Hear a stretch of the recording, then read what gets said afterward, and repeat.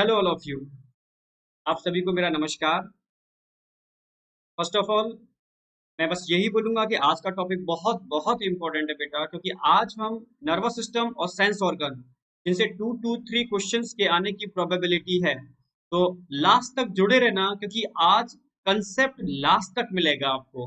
मैंने आज थ्योरी भी डिस्कस की है, सारे कंसेप्ट डिस्कस किए हैं, और आने वाले वो इंपॉर्टेंट क्वेश्चंस जो एनसीईआरटी बेस्ड है, एनसीईआरटी डायग्राम बेस्ड है, वो भी डिस्कस किए हैं। तो फर्स्ट ऑफ ऑल हम स्टार्ट करते हैं बेटा। Myself, Dr. Manish Dubey, my PhD funded from Indian Council of Medical Research, New Delhi. I am Senior Faculty of Geology, ठीक है, सर्वोत्तम Institute, Kota, and I am also former Senior Faculty of Geology, Akash Institute, Delhi, and GCI Seeker. I am author of chapters of 4 national and international books. My total 22 research paper published in national and international journals. My total teaching experience in this field more than 12 years. During this period, more than 5,000 doctors under my mentorship. I will help you to develop crystal clear concept with best notes and best example 100%. Track NEET UG with India's largest learning platform, Unacademy. तो इस platform पर आने के लिए आपको again वही repeat करूंगा, ठीक है, बहुत इंपॉर्टेंट है। ठीक है, आने के लिए आपको क्या करना होगा, आपको Unacademy learning app play store से इंस्टॉल करना होगा अपनी डिवाइस में। डिवाइस आप कोई भी ले सकते हो, लैपटॉप पर भी कर सकते हो और मोबाइल में भी कर सकते हो। देन आपको क्या करना होगा, उसके बाद आपको उसमें एक ऑप्शन आएगा। अगर आपको, मैंने बोला ना, आपको प्लस सब्सक्रिप्शन लेना है, क्योंकि प्लस सब्सक्रिप्शन की खास बात क्या है, आप अगर ये सब्सक्रिप्शन लेते हैं तो इसमें मेरे जैसे बहुत सारे और भी एडुकेटर, ठीक है, इस प्लेटफॉर्म पर होते हैं। आप सबका, किसी का भी अनलिमिटेड, ठीक है, आप लाइव भी वॉच कर सकते हैं और रिकॉर्डेड भी वॉच कर सकते हैं। देन आप उसमें एक ऑप्शन आएगा गेट सब्सक्रिप्शन, आप इसको प्रेस करके सब्सक्रिप्शन ले सकते हैं। अगर आप इसको लेते हैं तो आपको क्या क्या फैसिलिटी मिलने वाले हैं इस प्लेटफॉर्म पर। आपको डेली लाइव क्लासेस मिलने वाले हैं, ठीक है, इसमें आपको अपने एजुकेटर के संग इंटरेक्ट करने यानी क्वेश्चन डिस्कशन करने का, ठीक है, ऑप्शन मिलता है। आपको यहाँ पर लाइव टेस्ट और क्यूज मिलने वाले हैं जो आपकी स्टडी को इवेलुएट करते हैं। स्ट्रक्चर्ड कोर्स मिलेंगे आपको, और साथ साथ में अनलिमिटेड ऐसे, जो बहुत इंपॉर्टेंट चीज है, यानी आप अगर उस ड्यूरेशन का सब्सक्रिप्शन लेते हैं तो उस ड्यूरेशन में आपको फ्रीडम होगी, ठीक है, इंडिया के किसी भी एजुकेटर का वीडियो या उसकी लाइव क्लास किसी भी डिवाइस पर, समझ रहे हो ना मेरी बात, चाहे मोबाइल हो या लैपटॉप हो, आप इसको इजीली वॉच कर सकते हो। अगर हम सब्सक्रिप्शन की बात करते हैं बेटा, तो अगर आप, मैंने फिर से वही रिपीट करूंगा, ठीक है, बहुत इंपॉर्टेंट इसलिए है क्योंकि, ठीक है, तो सीधी सी बात है, इसके अंदर अगर आप 11th के स्टूडेंट हो तो बहुत बेटर है कि आप 24 मंथ का सब्सक्रिप्शन लेंगे, क्योंकि इसमें आपको अमाउंट ओनली 32,400 पे करना होगा। बट अगर आप 12th के या 13 के स्टूडेंट हैं तो आप 12 मंथ का सब्सक्रिप्शन लेंगे, जिसमें आपको 27,000 अमाउंट पे करना होगा, ठीक है। अगर आप छोटा सा कोई course like a crash course या कोई भी छोटा कोर्स ज्वाइन करना चाहते हैं तो 1 मंथ, 3 मंथ और 6 मंथ फैसिलिटी भी है। बट जितना छोटा टाइम का आप सब्सक्रिप्शन लेंगे तो अमाउंट ज्यादा देना पड़ेगा, जितने बड़े टाइम का आप सब्सक्रिप्शन लेंगे तो उतना ही अमाउंट आपका रिड्यूस हो जाएगा। और अगेन एक बहुत इंपॉर्टेंट चीज कि आप कोई भी सब्सक्रिप्शन लेते हैं तो मेरा कोड MD001 आप यूज करेंगे तो आपको 10% डिस्काउंट मिल जाएगा। तो 10% डिस्काउंट के लिए MD मनीष दुबे 001, ठीक है, आपको याद रखना है। तो आप इसके अप्लाई करने पर 10% डिस्काउंट आपको। तो हमारी जो सीरीज चल रही थी biology score booster final touch NEET 2020, बहुत सुपर सीरीज है, ठीक है। इसमें अगर आप पहले से पढ़े हुए हो तो 100% आपका एक एक कंसेप्ट क्लियर होगा, ठीक है। बस आपको क्विक रिवीजन करना है, जो कंसेप्ट ड्यूरिंग स्टडी नहीं क्लियर हो पाते हैं वो यहाँ मैं क्लियर कर दूंगा, ठीक है। फास्ट सीरीज है नो डाउट, क्योंकि इसके अंदर हम कर क्या रहे हैं, फास्ट रिवीजन, यानी सिंगल लेक्चर में सिंगल चैप्टर, वो 20 लेसन का भी चैप्टर है तब भी हम उसको फिनिश करेंगे सिंगल लेक्चर में। आज हम नर्वस सिस्टम और सेंस ऑर्गन दोनों फिनिश करने वाले हैं। तो हमारी सीरीज का वेटेज मैं बता चुका हूँ, approximately 25 to 30 question, 100 to 120 marks के क्वेश्चन नीट में प्रोबेबिलिटी है। सबका मैं वेटेज बता चुका हूँ, अलग अलग, ह्यूमन फिजियोलॉजी का, ह्यूमन रिप्रोडक्शन का, रिप्रोडक्टिव हेल्थ का और ह्यूमन हेल्थ एंड डिसीज का। मैंने बताया था हम अपनी सीरीज में एनसीईआरटी डायग्राम बेस्ड पूरा का पूरा कोर्स को लेकर चल रहे हैं, जहां पर सुपर लेवल के एमसीक्यू और एनसीईआरटी रिवीजन, फास्ट रिवीजन हो जाएगा। ध्यान रखना, हम यहाँ पर एनसीईआरटी को डायरेक्टली रिवीजन ना करा करके क्वेश्चन एमसीक्यू बेस्ड रिवीजन करा रहे हैं, जो सबसे बेस्ट रिवीजन होता है। एनसीईआरटी की एक एक लाइन कवर होगी और क्वेश्चंस की प्रैक्टिस भी होगी। ठीक है, इसमें हम जितने भी टॉपिक ले रहे हैं इसमें हमने टॉपिक को भी यूज किया है जो हाईली वेटेज टॉपिक है, जिनसे क्वेश्चन ज्यादा आते हैं। ठीक है, और जिनमें कंफ्यूजन ज्यादा होते हैं उनको भी हमने यहाँ पर डिस्कस किया है, क्लियर किया है। फाइनली मैंने बताया था कि हाईली एक्सपेक्टेड क्वेश्चंस, हमने क्वेश्चंस भी वो उठाए हैं जिनका एक्सपेक्टेशन बहुत ज्यादा है, आने की प्रोबेबिलिटी बहुत ज्यादा है। शॉर्ट ड्यूरेशन, ठीक है, शॉर्ट ड्यूरेशन का कोर्स है, short duration high weightage course है ये, तो आपको ध्यान रखना है। ह्यूमन फिजियोलॉजी हमने स्टार्ट कर दी थी, आज हमारा 6th लेक्चर है। ठीक है, न्यूरल कंट्रोल एंड कोऑर्डिनेशन, बहुत इंपॉर्टेंट इट इज। आप देख लो स्टार्टिंग में, यानी 2010 की अगर मैं बात करता हूं तो नो डाउट कम क्वेश्चन मिलेंगे। 11th में भी 1 ही है, फिर 12th में 3, फिर 13 में 2, 14 में 2, 15 में 2, 16 में फिर 1 रह गया, लेकिन उसके बाद फिर 3 3 2, यानी 2 2 3 आने की प्रोबेबिलिटी है। इसमें सेंस ऑर्गन से क्वेश्चन बनता ही बनता है, और सेंस ऑर्गन में लास्ट में कराऊंगा तो लास्ट तक रुके रहना, क्योंकि नर्वस सिस्टम के कंसेप्ट और सेंस ऑर्गन कंसेप्ट आज मैं क्लियर कराने वाला हूँ, बिल्कुल एक एक कंसेप्ट। जहां जहां डाउट होता है 100% कह रहा हूँ, आज सारे कंसेप्ट क्लियर होंगे। तो हम पूरी सीरीज को आप प्रॉपर तरीके से देखना, ये सारी सीरीज बहुत इंपॉर्टेंट सीरीज है। ये 2020 के लिए भी इंपॉर्टेंट है और आगे की तो 21 या 22 के लिए भी इंपॉर्टेंट है, क्योंकि इसमें ट्रिक ही ऐसी यूज की गई है। अब स्टार्ट करते हैं बेटा कुछ एनसीईआरटी की लाइन। ठीक है, अगर मैं न्यूरल कंट्रोल एंड कोऑर्डिनेशन की बात करता हूं तो एनसीईआरटी का एक पैरा से क्वेश्चन बनने की प्रोबेबिलिटी होती है। The neural organisation is very simple in lower invertebrate, क्योंकि इवोल्यूशन हुआ, पहले इनवर्टिब्रेट आए। ठीक है, तो उनमें सबसे सिंपल टाइप का ऑर्गेनाइजेशन था, यानी सबसे पहले कहा जाए कि नर्व सेल कहाँ बनी बेटा। ठीक है, तो सबसे पहले आप बोलोगे सिलेंट्रेटा, हाइड्रा के अंदर सिंपल टाइप का नर्व सेल बना, जिसको आप बोल सकते हो एपोलर टाइप। एपोलर का मतलब है ना तो उसमें डेंड्रोन थे बेटा, ना उसमें एक्सोन थे, यानी कोई पोलैरिटी ही नहीं थी उसके अंदर। समझ रहे हो ना मेरी बात? तो पहली बात तो क्लियर हो गई, विदाउट पोलैरिटी वाला जिसमें डेंड्रोन एक्सोन नहीं थे। ठीक है, इस तरीके का कोई स्ट्रक्चर नहीं था, तो वो हाइड्रा में। फिर हाइड्रा से जाके इवोल्यूशन हुआ, धीरे धीरे इवोल्यूशन होता गया, सिफेलाइजेशन हुआ, हेड बना। ठीक है, प्लेनेरिया वगैरह के अंदर सिफेलाइजेशन, सिफेलो मतलब होता है हेड, सिफेलाइजेशन यानी फॉर्मेशन ऑफ हेड, यानी न्यूरॉन्स जो थे सिंपल, जो न्यूरॉन सिंपल जो नर्व सेल थे वो आगे जाकर के, ठीक है, कॉम्प्लेक्स में कन्वर्ट हुए और बॉडी के एक साइड में जाकर के उन्होंने बंच बना लिया, इज नोन एज सिफेलाइजेशन। ठीक है, और आगे जाकर के जब प्लेनेरिया में देखने को मिलता है सिफेलाइजेशन, देन आगे जाकर के अगर हम देखते हैं तो थोड़ा सा hydra is compose network of neurons. ठीक है, फिर आगे जाकर के न्यूरल सिस्टम में थोड़ा बेटर ऑर्गेनाइजेशन देखने को मिलता है, कहां पर? इंसेक्ट में। इंसेक्ट में क्यों देखने को मिलता है? क्योंकि यहाँ पर गैंग्लिया बन गए थे, ब्रेन बन गया था, गैंग्लिया बन गए थे। समझ रहे हो ना मेरी बात? नर्व कॉर्ड बन गई थी।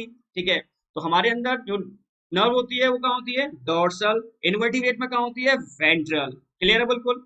तो इसलिए कह सकते हैं, क्वेश्चन दो बनते हैं कि हाइड्रा के अंदर जो होता है सिंपल टाइप का होता है, और इंसेक्ट में थोड़ा बेटर टाइप का in case of invertebrate. Then आगे जाकर के इवोल्यूशन हो गया भाई, गैंग्लिया और नर्वस न्यूरल टिश्यू यहाँ देखने को मिलते हैं किसके केस में? कॉकरोच यानी इंसेक्ट के केस में। और आगे जाकर के जब वर्टिब्रेट की बात करते हैं तो यहाँ आकर के मोर डेवलप टाइप का न्यूरल सिस्टम हो गया था। इवोल्यूशन की बात करते हैं तो ध्यान रखना बेटा कि इनिशियल यानी इनवर्टिब्रेट में आपको नॉन माइलिनेटेड न्यूरॉन मिलते हैं, और नॉन माइलिनेटेड न्यूरॉन में कंडक्शन स्पीड स्लो होती है, ये आप जानते हो। माइलिनेटेड न्यूरॉन, माइलिन शीट बनते ही साल्टेटरी कंडक्शन आ जाता है, यानी कंडक्शन स्पीड फास्ट हो जाती है। तो दिस इज इवोल्यूशन के इनवर्टिब्रेट में नॉन माइलिनेटेड न्यूरॉन तो कंडक्शन स्पीड स्लो। जैसे इनवर्टिब्रेट से हम वर्टिब्रेटा में एंटर करते हैं तो बॉडी में कॉम्प्लेक्सिटी आती गई, बॉडी में कॉम्प्लेक्सिटी आती गई, तो उस कॉम्प्लेक्सिटी में यहाँ न्यूरॉन्स का भी बहुत सुपर रोल था। बॉडी में कॉम्प्लेक्सिटी है तो कंडक्शन भी फास्ट करना पड़ेगा, तो नॉन माइलिनेटेड न्यूरॉन से माइलिनेटेड न्यूरॉन बनने चालू हो गए, यानी स्वान सेल आए। ठीक है, उन्होंने क्या काम कर दिया? न्यूरॉन के चारों तरफ क्या करना चालू कर दिया? एक इंसुलेटेड लेयर बनाना चालू कर दी, जिसको बोलते हैं माइलिन शीट। फिर आगे जाकर के इवोल्यूशन और हुआ, यानी स्वान सेल के अलावा ओलिगोडेंड्रोसाइट सेल आए जो सेंट्रल नर्वस सिस्टम में मिलते हैं। उन्होंने entire neuron, approximately entire neuron को माइलिनेट करना चालू कर दिया, जिसमें conduction speed super super super होती है। ठीक है, और ध्यान रखना एंटायर न्यूरॉन का मतलब है 100% न्यूरॉन माइलिनेटेड नहीं होते, एंटायर न्यूरॉन के अंदर नोड्स ऑफ एनवियर कम होते हैं। ठीक है, बट होते हैं। और जो हम कहाँ देखने को मिलते हैं? हमारे अंदर सीएनएस के अंदर, और पीएनएस के अंदर नोड्स ऑफ एनवियर बहुत ज्यादा होते हैं, क्योंकि स्वान सेल, ठीक है, डिसकंटिन्यूअस माइलिन शीट बनाते हैं, और oligodendrocyte cell continuous myelin sheet बनाते हैं with few nodes of Ranvier. इसलिए सेंट्रल नर्वस सिस्टम में कंडक्शन स्पीड फास्ट होती है, पीएनएस के अंदर जहां माइलिनेटेड न्यूरॉन होते हैं कंडक्शन स्पीड स्लो होती है, और पीएनएस में नॉन माइलिनेटेड न्यूरॉन भी होते हैं जिनमें श्वान सेल तो होते हैं, ठीक है, और कंडक्शन इस पर माइलिन शीट नहीं होती, और कंडक्शन स्पीड सबसे स्लो होती है। यही तो इवोल्यूशन है। हो सकता है आगे जाकर के, ठीक है, इनमें भी जो श्वान सेल हैं वो माइलिन शीट बनाना चालू करते हैं। इसका इवोल्यूशन। अब मैं एक एक कंसेप्ट लेके चल रहा हूँ। सबसे पहले हम बात करते हैं नर्वस टिश्यू न्यूरॉन की, ठीक है। यहाँ एक डायग्राम दे रखा है, Nissl's granule, Schwann cell, nodes of Ranvier और सिनैप्टिक नोड। अगर बेटा मैं निजल्स ग्रैन्यूल की बात करता हूँ तो Nissl's granule it is a site of protein synthesis. क्योंकि निजल्स ग्रैन्यूल किससे मिलके बने होते हैं बेटा? आप बोलोगे एंडोप्लाज्मिक रेटिकुलम ER, इनसे कौन जुड़े हुए हैं? राइबोसोम की यूनिट्स। तो राइबोसोम की यूनिट्स और ER जहां मिल जाएं वहां क्या होता है? Protein synthesis. तो एक्चुअल में ये ग्रेन्यूल्स हैं जो किससे मिलके बने होते हैं? आप बोलोगे ER और राइबोसोम का कॉम्बिनेशन है। तो ER और राइबोसोम के मिलने से जो ग्रेन्यूल्स बनते हैं इनको नेजल्स ग्रेन्यूल बोलते हैं बेटा। It is a site of protein synthesis. ये कहां कहां मिलते हैं ये? ठीक है, साइटोन में भी मिलते हैं बेटा, ये डेंड्रॉन में भी मिलते हैं, और कहां नहीं होते? एक्सॉन हिल आर्क नहीं होते, और एक्सॉन में भी एब्सेंट होते हैं। तो एक्सॉन में भी एब्सेंट होते हैं और एक्सॉन हिल ऑक में भी एब्सेंट होते हैं। तो इन्होंने इनकरेक्ट पूछा है बेटा। पहला ऑप्शन क्या है? Nissl's granule present in cyton and dendron. Correct option है। कहां एब्सेंट होते हैं? आप बोलोगे एक्सॉन हिल ऑक और एक्सॉन में एब्सेंट होते हैं। नेक्स्ट आ जाओ, स्वान सेल। अब स्वान सेल के बारे में इतना सुन लो, स्वान सेल क्या होते हैं? स्वान सेल कहां प्रेजेंट होते हैं? Present in PNS। CNS में स्वान सेल नहीं होते। CNS में स्वान सेल की जगह होते हैं ओलिगोडेंड्रोसाइट सेल। स्वान सेल क्या काम करते हैं? It is responsible for formation of myelin sheath in PNS, only PNS। तो PNS में बेटा स्वान सेल होते हैं जो माइलिन शीट बनाते हैं, पर PNS के अंदर नॉन माइलिनेटेड न्यूरॉन भी होते हैं, तो उनके ऊपर स्वान सेल तो होते हैं बट माइलिन शीट नहीं बनाते। तो स्वान सेल एक्चुअल में क्या है? ये टाइप्स ऑफ ग्लियल सेल है, ठीक है। टाइप्स ऑफ ग्लियल सेल आप जानते हो हमारे नर्वस टिश्यू में मोर देन 50% तो ग्लियल सेल होते हैं, ठीक है। तो जो टाइप्स ऑफ ग्लियल सेल हैं which responsible for formation of myelin sheath in PNS, और यहाँ क्या दे रखा है? Form myelin sheath in CNS। तो CNS में तो नहीं बनाते। अगेन क्या हो गया? रॉन्ग, क्योंकि CNS में माइलिन शीट कौन बनाएगा? Oligodendrocyte cell. Very very very important, ध्यान रखना। In case of CNS myelin sheath form by oligodendrocyte cell. Next आ जाओ बेटा, nodes of Ranvier. Nodes of Ranvier NCERT की लाइन है।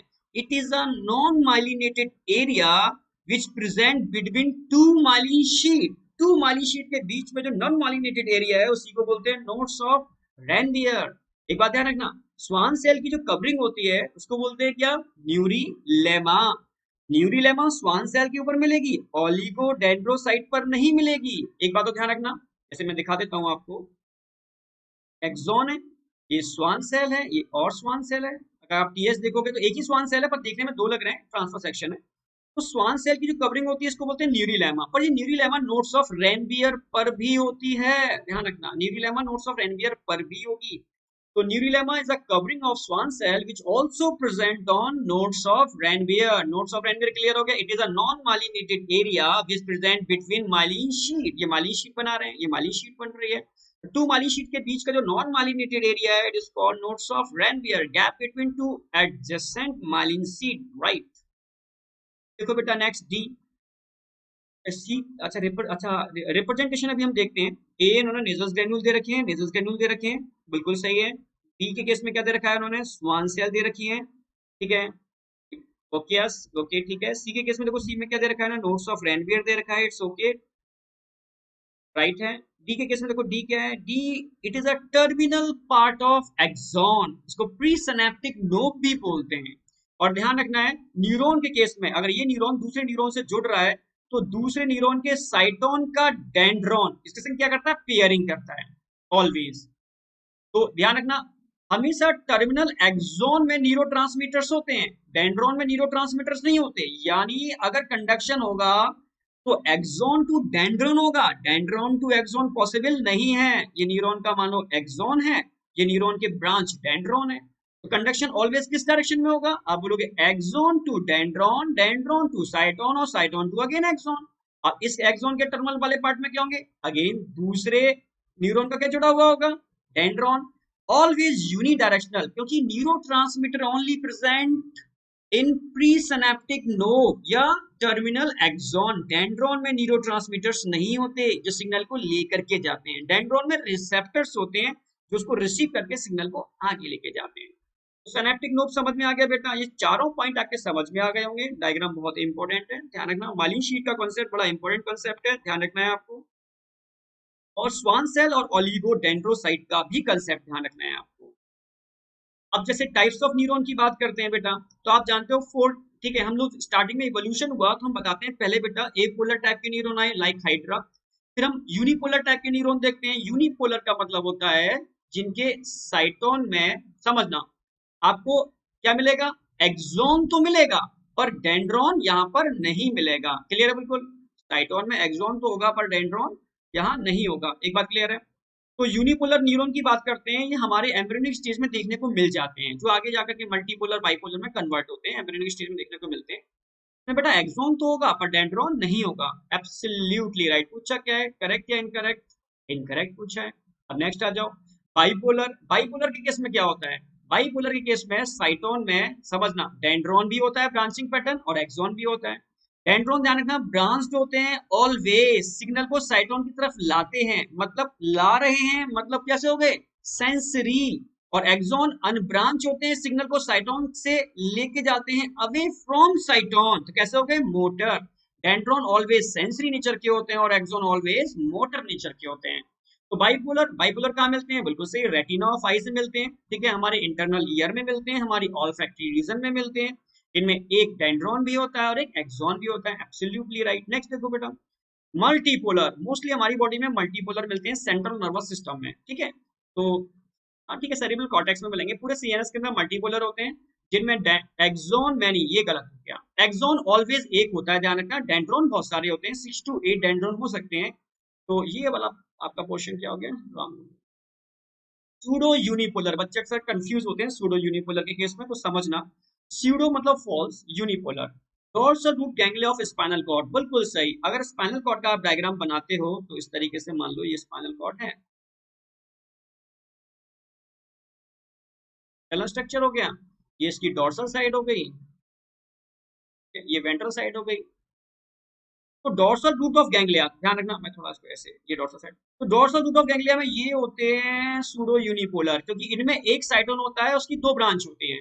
एक ब्रांच तो पेरिफेरी से जुड़ी होती है, जो पेरिफेरी से जुड़ी होती है तो उसमें तो होते हैं रिसेप्टर, क्या है, मानो स्किन है, इसमें लगे हुए रिसेप्टर। जबकि जो सेंट्रल सी एन एस से जुड़ी हुई ब्रांच है, इसमें होते हैं न्यूरो ट्रांसमीटर, न्यूरो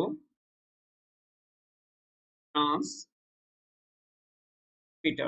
तो न्यूरो ट्रांसमीटर भाई एक साइटोन है, समझना, ये साइटोन है, तो साइटोन में एक एक्सॉन है। अब एक एक्सॉन की दो ब्रांच हो गई, एक तो कौन सी ब्रांच हो गई बेटा, जो पेरिफेरी पर जा रही है, ठीक है। एक कौन सी हो गई, जो सीएनएस से जुड़ी हुई है, तो सीएनएस से जुड़ी हुई है विच एक्ट एज एक्सॉन, क्योंकि इसमें न्यूरोट्रांसमीटर है। और जो पेरिफेरी पर जुड़ी हुई है, इसमें क्या लगे हुए, रिसेप्टर, तो विच एक्ट एज डेंड्रॉन।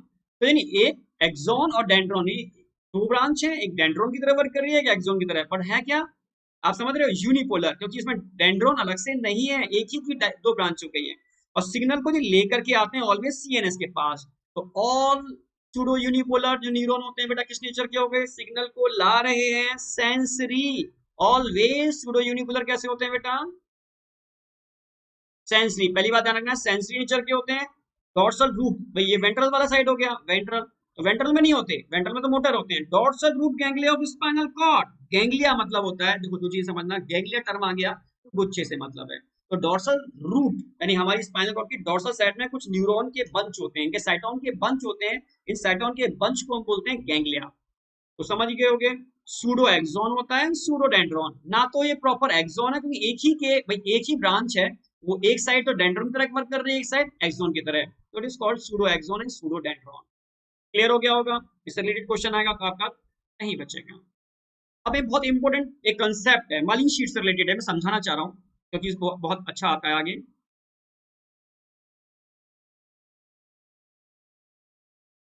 अगर मैं मालिन शीट की बात करता हूँ, समझना, तो हमारे पास दो सिस्टम है, एक सीएनएस और एक पीएनएस।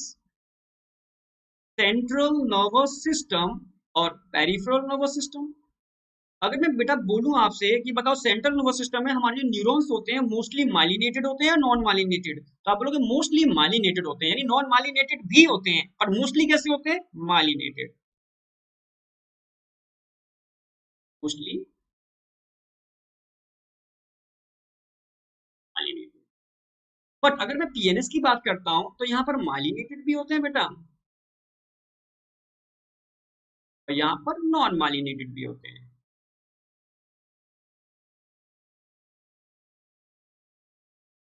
नॉन माइलिनेटेड की बात करते हैं, समझना मेरी बात, ठीक है? तो अक्सर कर ऑटोनॉमिक नर्वस सिस्टम में नॉन माइलिनेट होते हैं, और सोमैटिक नर्वस सिस्टम के अंदर मोस्टली माइलिनेटेड देखने को मिल जाते हैं।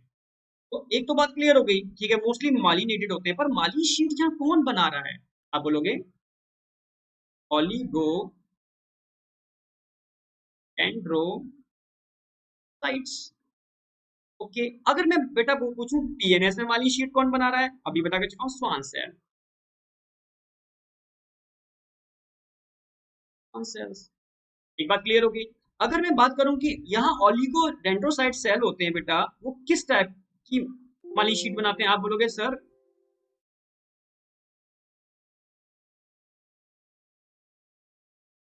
आप बोलोगे sir,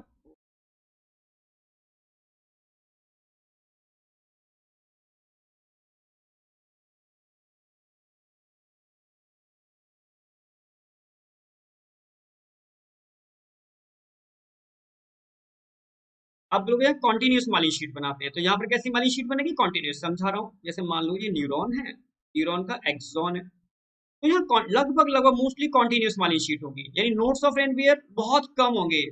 continuous myelin sheath, clear है? ये पूरी माइलिन शीट है, बना कौन रहा है? ओलिगो डेंड्रोसाइट। और अगर मैं यहाँ बात करता हूँ बेटा, तो यहाँ अगर माइलिनेटेड न्यूरॉन होंगे तो यहाँ स्वान सेल होंगे। तो स्वान सेल, बस थोड़ी सी ये माइलिन शीट बनाई इन्होंने, अगेन दूसरी स्वान सेल, यहाँ फिर माइलिन शीट बना दी इन्होंने, समझना मेरी बात। तो यहाँ पर क्या हो रहा है? Schwann cell discontinuous myelin sheet बना रहे हैं, डिसकॉन्टिन्यूस। तो ये माइलिन शीट बन गई, फिर नॉन माइलिनेटेड एरिया, फिर माइलिन शीट बन गई, फिर नॉन माइलिनेटेड एरिया। तो यहाँ पर क्या हो रहा है? डिसकॉन्टिन्यूस माइलिन शीट बन रही है, डिसकॉन्टिन्यूस माइलिन शीट बन रही है। तो नोड्स ऑफ रेनवियर क्या हो गए? Number of nodes of Ranvier यहाँ पर इंक्रीज हो गए। तो ध्यान रखना, यहाँ पर अगर कंडक्शन होगा तो सीधा कहां से कहां होगा? आप बोलोगे यहां से सीधा यहाँ, जंपिंग, सुपर जंपिंग हो रही है, यानी अगर कंडक्शन स्पीड की बात करता हूं तो यहाँ पर कैसी होगी? फास्टेस्ट स्पीड होगी। नोट्स ऑफ रेनवियर क्या है? Few, continuous myelin sheath with few notes of Ranvier in case of CNS, clear है बिल्कुल? और माइलिन शीट कौन बना रहा है? ऑलिगो, यानी एक ऑलिगो एक बार में सेवरल न्यूरॉन को माइलिनेट कर सकती है। पर स्वान सेल, कई स्वान सेल मिल करके एक न्यूरॉन को माइलिनेट कर पाते हैं, ठीक है? यहाँ एक ही ऑलिगो की अगर मैं बात करूं बेटा, एक ऑलिगो है जिसकी ऑक्टोपस जैसी बहुत सारी ब्रांच होते हैं, तो यही ब्रांच मिल करके एक साथ, समझ लो, कई न्यूरॉन को माइलिनेट कर सकते हैं। पर यहाँ एक Schwann cell, several Schwann cell मिलकर के एक सिंगल न्यूरॉन को माइलिनेट करते हैं। तो यहाँ पर discontinuous myelin sheath with many nodes of Ranvier, तो जंपिंग टाइप का ये साल्टेटरी कंडक्शन होता है। तो होता तो फास्ट है, पर फास्टेस्ट नहीं बोल सकते। फास्टेस्ट किसमें होगा? सीएनएस के अंदर। पर पीएनएस के अंदर ध्यान रखना है आपको, नॉन माइलिनेटेड न्यूरॉन भी मिलते हैं। नॉन माइलिनेटेड न्यूरॉन में स्वान सेल तो होंगे बट माइलिन शीट नहीं बनाएंगे, ठीक है? स्वान सेल प्रेजेंट होते हैं पर माइलिन शीट नहीं बनती। तो कंसेप्ट ध्यान रखना है आपको कि सीएनएस के अंदर बेटा मोस्ट न्यूरॉन माइलिनेटेड होते हैं। पीएनएस के अंदर, क्योंकि एनसीईआरटी का एक पैरा है डायग्राम के साथ, यहाँ बच्चा कंफ्यूज रहता ही है, इसलिए मैंने ये वाली बात बताई। एएनएस में माइलिनेटेड भी होते हैं, नॉन माइलिनेटेड भी होते हैं। नॉन माइलिनेटेड अक्सर कर एएनएस में देखने को मिलते हैं, और माइलिनेटेड मोस्टली, ठीक है, एसएनएस, क्योंकि पीएनएस में आप जानते हो दो सिस्टम होते हैं, सोमैटिक नर्वस सिस्टम और दूसरा क्या होता है? Autonomic nervous system. तो ऑटोनॉमिक नर्वस सिस्टम में मोस्टली नॉन माइलिनेटेड होते हैं, क्लियर है बिल्कुल? मैंने बताया यहाँ स्वान सेल, यहाँ ऑलिगो, यहाँ continuous myelin sheath with few nodes of Ranvier, यहाँ discontinuous myelin sheath with many nodes of Ranvier. Conduction speed अगर मैं बात करता हूँ, फास्टेस्ट, फास्ट, स्लो, यहाँ पर कैसे भी स्लो, यानी अगर नॉन माइलिनेटेड न्यूरॉन है तो कंडक्शन स्पीड स्लो होगी। एनी डाउट बेटा? कंसेप्ट एकदम क्लियर रखना। अब बहुत इंपॉर्टेंट फिर कंसेप्ट आता है, major part of peripheral nervous system. Peripheral nervous system तो पहले पता होना चाहिए सीएनएस में क्या होता है। ये ब्रेन है, ये हमारी स्पाइनल कॉर्ड है। ब्रेन और स्पाइनल कॉर्ड से जो मिलके बन रहा है वो क्या है? हमारा सेंट्रल नर्वस सिस्टम। अब समझना, अब सेंट्रल नर्वस सिस्टम जुड़ा हुआ है हमारे वॉलेंट्री और इनवॉलेंट्री ऑर्गन। मान लो ये वॉलेंट्री ऑर्गन है, इधर मान लो इनवॉलेंट्री ऑर्गन है जो हमारे कंट्रोल में नहीं है। तो अब क्या होता क्या है, तो कुछ नर्व और न्यूरॉन में भी अंतर होता है, ध्यान रखना बेटा। नर्व क्या होते हैं बेटा, nerve is a bundle of nerve cell या न्यूरॉन, न्यूरॉन के जो बंडल होते हैं उनको नर्व बोलते हैं, ठीक है। तो यहाँ पर नर्व, सीएनएस से भी कुछ नर्व होते हैं, ये यहाँ जा रहे हैं, सीएनएस से नर्व कुछ यहाँ जा रहे हैं।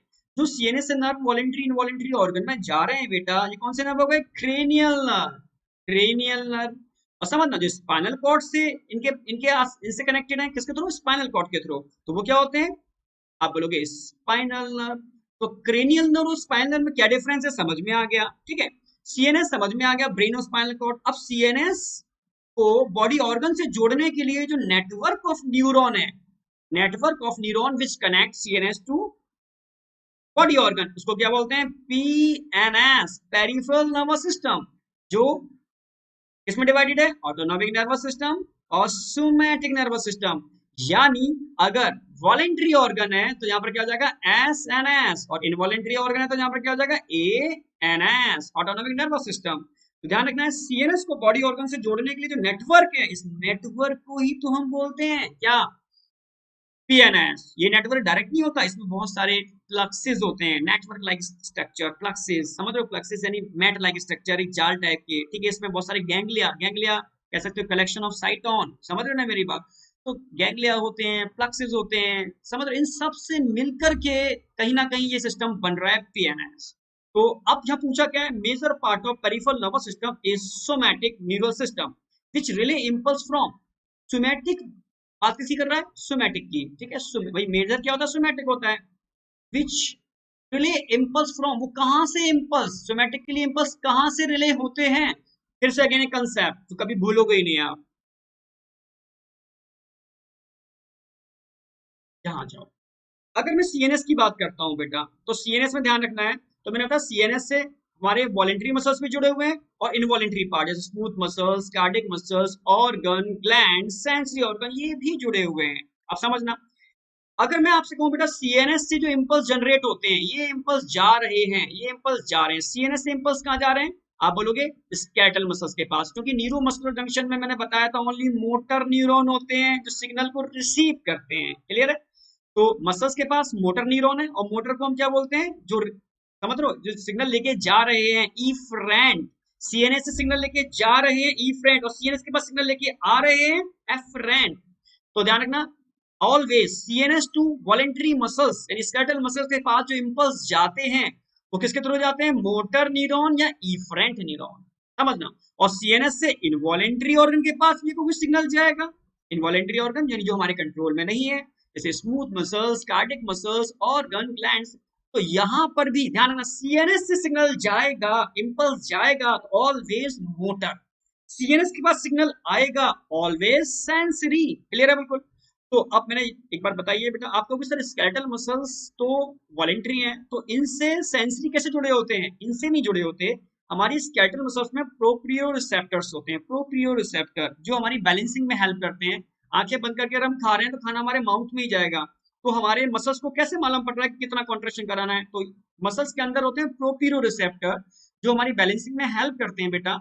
ये प्रोप्रियो रिसेप्टर सिग्नल सीएनएस के पास भेजते हैं, तब सीएनएस मोटर के पास सिग्नल भेजता है, तब जाकर के हमारी मसल्स में कॉन्ट्रैक्शन होते हैं और हमारी बैलेंसिंग प्रॉपर होती है। ध्यान रखना, अगर स्केलेटल मसल्स के जो प्रोप्रियोसेप्टर सिग्नल भेजेंगे तो भाई सिग्नल आ रहा है एफरेंट, तो सेंसरी न्यूरॉन लेके आएंगे, या भाई स्मूथ मसल्स, कार्डियक, ऑर्गन, सब इनसे सिग्नल आएगा, तो आएगा कहाँ आएगा, सीएनएस के पास, तो कौन लेके आएगा, सेंसरी या एफरेंट। तो एक बात तो क्लियर हो गया, सीएनएस से सिग्नल जाएगा यानी इंपल्स जाएगा मोटर और सिग्नल आएगा सेंसरी, एक बात क्लियर है। अब समझना, सीएनएस और वॉलेंट्री ऑर्गन के बीच में सिस्टम बन रहा है SNS, somatic nervous system. CNS और इनवॉलेंट्री के बीच में जो मेंटेन हो रहा है वो क्या है, एएनएस, ऑटोनॉमिक नर्वस सिस्टम। अब एनसीईआरटी ने नीचे पैरा में बोला it is also called visceral nervous system, क्योंकि इसमें विसरा, विसरा मतलब बॉडी ऑर्गन का इंटरेक्शन है, इसीलिए आप एएनएस को टू पार्ट में डिवाइड कर सकते हो, किसमें, एस एन एस, और दूसरा क्या बताया था मैंने, सॉरी, टू पार्ट में डिवाइड कर सकते हो, सिंपैथेटिक और पैरासिम्पैथेटिक। और सिंपैथेटिक आप जानते हो ड्यूरिंग इमरजेंसी काम करता है, और पैरासिम्पैथेटिक ड्यूरिंग नॉर्मल कंडीशन काम करता है। यानी हमारे इनवॉलेंट्री ऑर्गन इमरजेंसी में काम करेंगे तो सिंपैथेटिक करवाएगा, और जो नॉर्मल कंडीशन में काम करेंगे तो पैरा उनसे करवाएगा। तो एकदम कंसेप्ट क्रिस्टल क्लियर होना चाहिए, क्लियर है, बिल्कुल क्रिस्टल क्लियर कि सीएनएस किससे जुड़ा हुआ है और सीएनएस उधर इनवॉलेंट्री से भी जुड़ा हुआ है। क्लियर हो गया होगा। अगर मैं बात करता हूँ बेटा थोड़ा नर्वस सिस्टम पर भी आ जाऊं, तो हमारा जो नर्वस सिस्टम होता है बेटा टू टाइप का होता है, सीएनएस और पीएनएस। अच्छा पहले एक क्वेश्चन जो रह गया था उस पर आ जाते हैं। Major part of peripheral nervous system is somatic neural system which relay impulse from. अब बताओ कहां से इंपल्स होगी, CNS to skeletal muscles. CNS to involuntary तो होगी नहीं, सीएनएस टू स्मूथ तो होगी नहीं, स्किन होगी नहीं, ये तीनों तो वही क्या हो गए, इनवॉलेंट्री वाले पार्ट हो गए। वॉलेंट्री में क्या था, स्केलेटल मसल्स, तो सीएनएस टू स्केलेटल मसल्स। अगर पूछे किस न्यूरॉन के थ्रू, मोटर, मोटर को क्या बोलते हैं, इफरेंट। एनी डाउट, कोई भी क्वेश्चन आएगा बचना नहीं चाहिए, कंसेप्ट एकदम क्लियर रखना। अब इस पर भी क्वेश्चन बनते हैं, तो मैंने एक फ्लो डायग्राम बना दिया है, तो सारे कंसेप्ट एक बार में क्लियर कर देगा। एनसीईआरटी का पैरा है पूरा, से क्वेश्चन बनते हैं। तो सेंट्रल नर्वस सिस्टम में ध्यान रखना बेटा, मैंने बताया था मोस्टली न्यूरॉन्स कैसे होते हैं, माइलिनेटेड होते हैं। सेंट्रल नर्वस सिस्टम किससे मिलके बनता है, ब्रेन एंड स्पाइनल कॉर्ड के मिलने से बनता है। अब बात आती है पीएनएस। पीएनएस में माइलिनेटेड और नॉन माइलिनेटेड दोनों टाइप के न्यूरॉन होते हैं। तो पीएनएस क्या, it is a network of neuron which connect CNS to body organ. तो नेटवर्क टू टाइप के नर्व के मिलने से बनता है, क्रेनियल नर्व जो कितने होते हैं बेटा 12 पेयर, और दूसरा क्या स्पाइनल नर्व जो कितने होते हैं 31 पेयर। और आप जानते हो क्रेनियल नर्व सेंसरी भी होते हैं, मोटर भी होते हैं और मिक्स्ड भी होते हैं, पर स्पाइनल नर्व मोस्टली कैसे होते हैं, आपको याद रखना है मिक्स्ड टाइप के होते हैं। मिक्स्ड का मतलब उन नर्व में, उन बंडल में सेंसरी न्यूरॉन भी है और मोटर न्यूरॉन भी है। नर्व का मतलब हो गया बंडल ऑफ न्यूरॉन, ऐसे बंडल जो सिर्फ सेंसरी न्यूरॉन को बियर करते हैं सेंसरी, ऐसे नर्व जो सिर्फ मोटर न्यूरॉन को बियर करते हैं मोटर, और ऐसे नर्व जो सेंसरी और मोटर दोनों टाइप के न्यूरॉन को बियर करते हैं उनको बोलते हैं मिक्स्ड टाइप ऑफ न्यूरॉन। एक बात क्लियर हो गई। अब पीएनएस को मैं टू पार्ट में डिवाइड किया, एएनएस और एसएनएस, सोमैटिक नर्वस सिस्टम। अब एएनएस तो आप जानते हो smooth muscles, cardiac, glands, organ, इनसे जुड़ा हुआ है, और एसएनएस वॉलेंटरी मसल से जुड़ा हुआ है। ठीक है, तो अब हम बात करते हैं एएनएस। तो एएनएस को टू पार्ट में डिवाइड किया है, एक सिंपैथेटिक और एक पैरा। सिंपैथेटिक में कौन से नर्व होते हैं, ध्यान रखना है, सिंपैथेटिक नर्वस सिस्टम सिंपै इमरजेंसी में काम करेगा, इसमें ओनली और ओनली स्पाइनल नर्व पार्टिसिपेट करते हैं, क्रेनियल नर्व नहीं होते। तभी तो सिंपैथेटिक को हम बोलते हैं थोरैसिको लंबर आउटफ्लो, क्योंकि थोरैक्स और लंबर के जो स्पाइनल नर्व होते हैं उससे मिलके बनता है। जबकि पैरासिम्पैथेटिक जो होता है वो क्रेनियल नर्व और स्पाइनल नर्व दोनों के मिलने से बनता है, समझना मेरी बात। तो इसमें स्पाइनल नर्व भी होते हैं, क्रेनियल नर्व भी होते हैं। ठीक है, स्पाइनल में सैक्रम के नर्व होते हैं, क्रेनियम में, ठीक है, आप कह सकते हो, ठीक है, 4 टाइप के क्रेनियल नर्व होते हैं इसके अंदर। ये कंसेप्ट क्लियर है। अब आ जाते हैं क्वेश्चन पर। Next, why the membrane of neuron is polarised. एक न्यूरॉन की मेम्ब्रेन पोलराइज्ड स्टेट में क्यों होती है, वो क्या है जो उसको पोलराइज्ड रखता है। तो पहले पता होना चाहिए पोलैरिटी होता क्या है, समझना मेरे विभव, पोलैरिटी क्या होता है। तो पोलैरिटी का मतलब होता है न्यूरॉन के बाहर पॉजिटिव चार्ज का होना और न्यूरॉन के अंदर नेगेटिव चार्ज का होना। तो आखिर क्या चीजें हैं जो न्यूरॉन को आउटसाइड पॉजिटिव और इनसाइड नेगेटिव, यानी इसमें पोटेंशियल डिफरेंस मेंटेन करके रख रहे हैं, बाहर पॉजिटिव अंदर नेगेटिव। मेरी बात समझना, क्या चीज है जो उसको मेंटेन करके रख रही है नेगेटिव पॉजिटिव में, अब समझो। न्यूरॉन के अंदर, ठीक है, सोडियम चैनल भी होते हैं, सोडियम लीक चैनल, लीक का मतलब जो ऑलवेज ओपन रहते हैं। सोडियम की concentration outside the membrane extra cellular fluid में ज्यादा होती है, एक्स्ट्रा सेलुलर फ्लूइड में। तो सोडियम क्या होता है, बहुत धीमे धीमे रेसिस्ट के नीचे आता है, डिफ्यूज होके कहाँ आएगा, न्यूरॉन के अंदर आएगा। और सोडियम चैनल बहुत कम होते हैं, नेग्लिजिबल, अप्रोक्सीमेटली एब्सेंट लिखा हुआ है एनसीईआरटी में। अप्रोक्सीमेटली एब्सेंट का मतलब है न के बराबर, तो डिफ्यूजन कम होगा। पर पोटेशियम लीकेज चैनल बहुत ज्यादा होते हैं, तो पोटेशियम का डिफ्यूजन इनर टू आउटर बहुत ज्यादा होता है, और अंदर के फ्लूइड में यानी इंट्रा सेलुलर फ्लूइड में पोटेशियम आयन ज्यादा होते हैं। तो पोटेशियम ज्यादा डिफ्यूज कर सकते हैं, सोडियम कम। तो ध्यान रखना, रेस्टिंग कंडीशन जो होती है, जो बाहर पॉजिटिव, बाहर आप बोल सकते हो कि सोडियम, बाहर सोडियम आयन ज्यादा होते हैं एक्स्ट्रा सेलुलर फ्लूइड में, तो सोडियम को बाहर से अंदर, पोटेशियम को अंदर से बाहर डिफ्यूज करने के लिए रिस्पॉन्सिबल है। पहली बात क्लियर है। अंदर नेगेटिव चार्ज क्यों होता है, देखिए पोटेशियम तो पॉजिटिव है, तो पोटेशियम से भी ज्यादा अंदर नेगेटिवली चार्ज प्रोटीन होते हैं जिनके लिए मेम्ब्रेन इम्परमेबल होती है, इसीलिए इन प्रोटीन की वजह से अंदर नेगेटिव चार्ज होता है। अगर इन प्रोटीन से ज्यादा अंदर पॉजिटिव आयन आ जाते हैं तो अंदर पॉजिटिव होगा, नहीं तो अंदर पॉजिटिव नहीं होगा। तो समझना मेरी बात।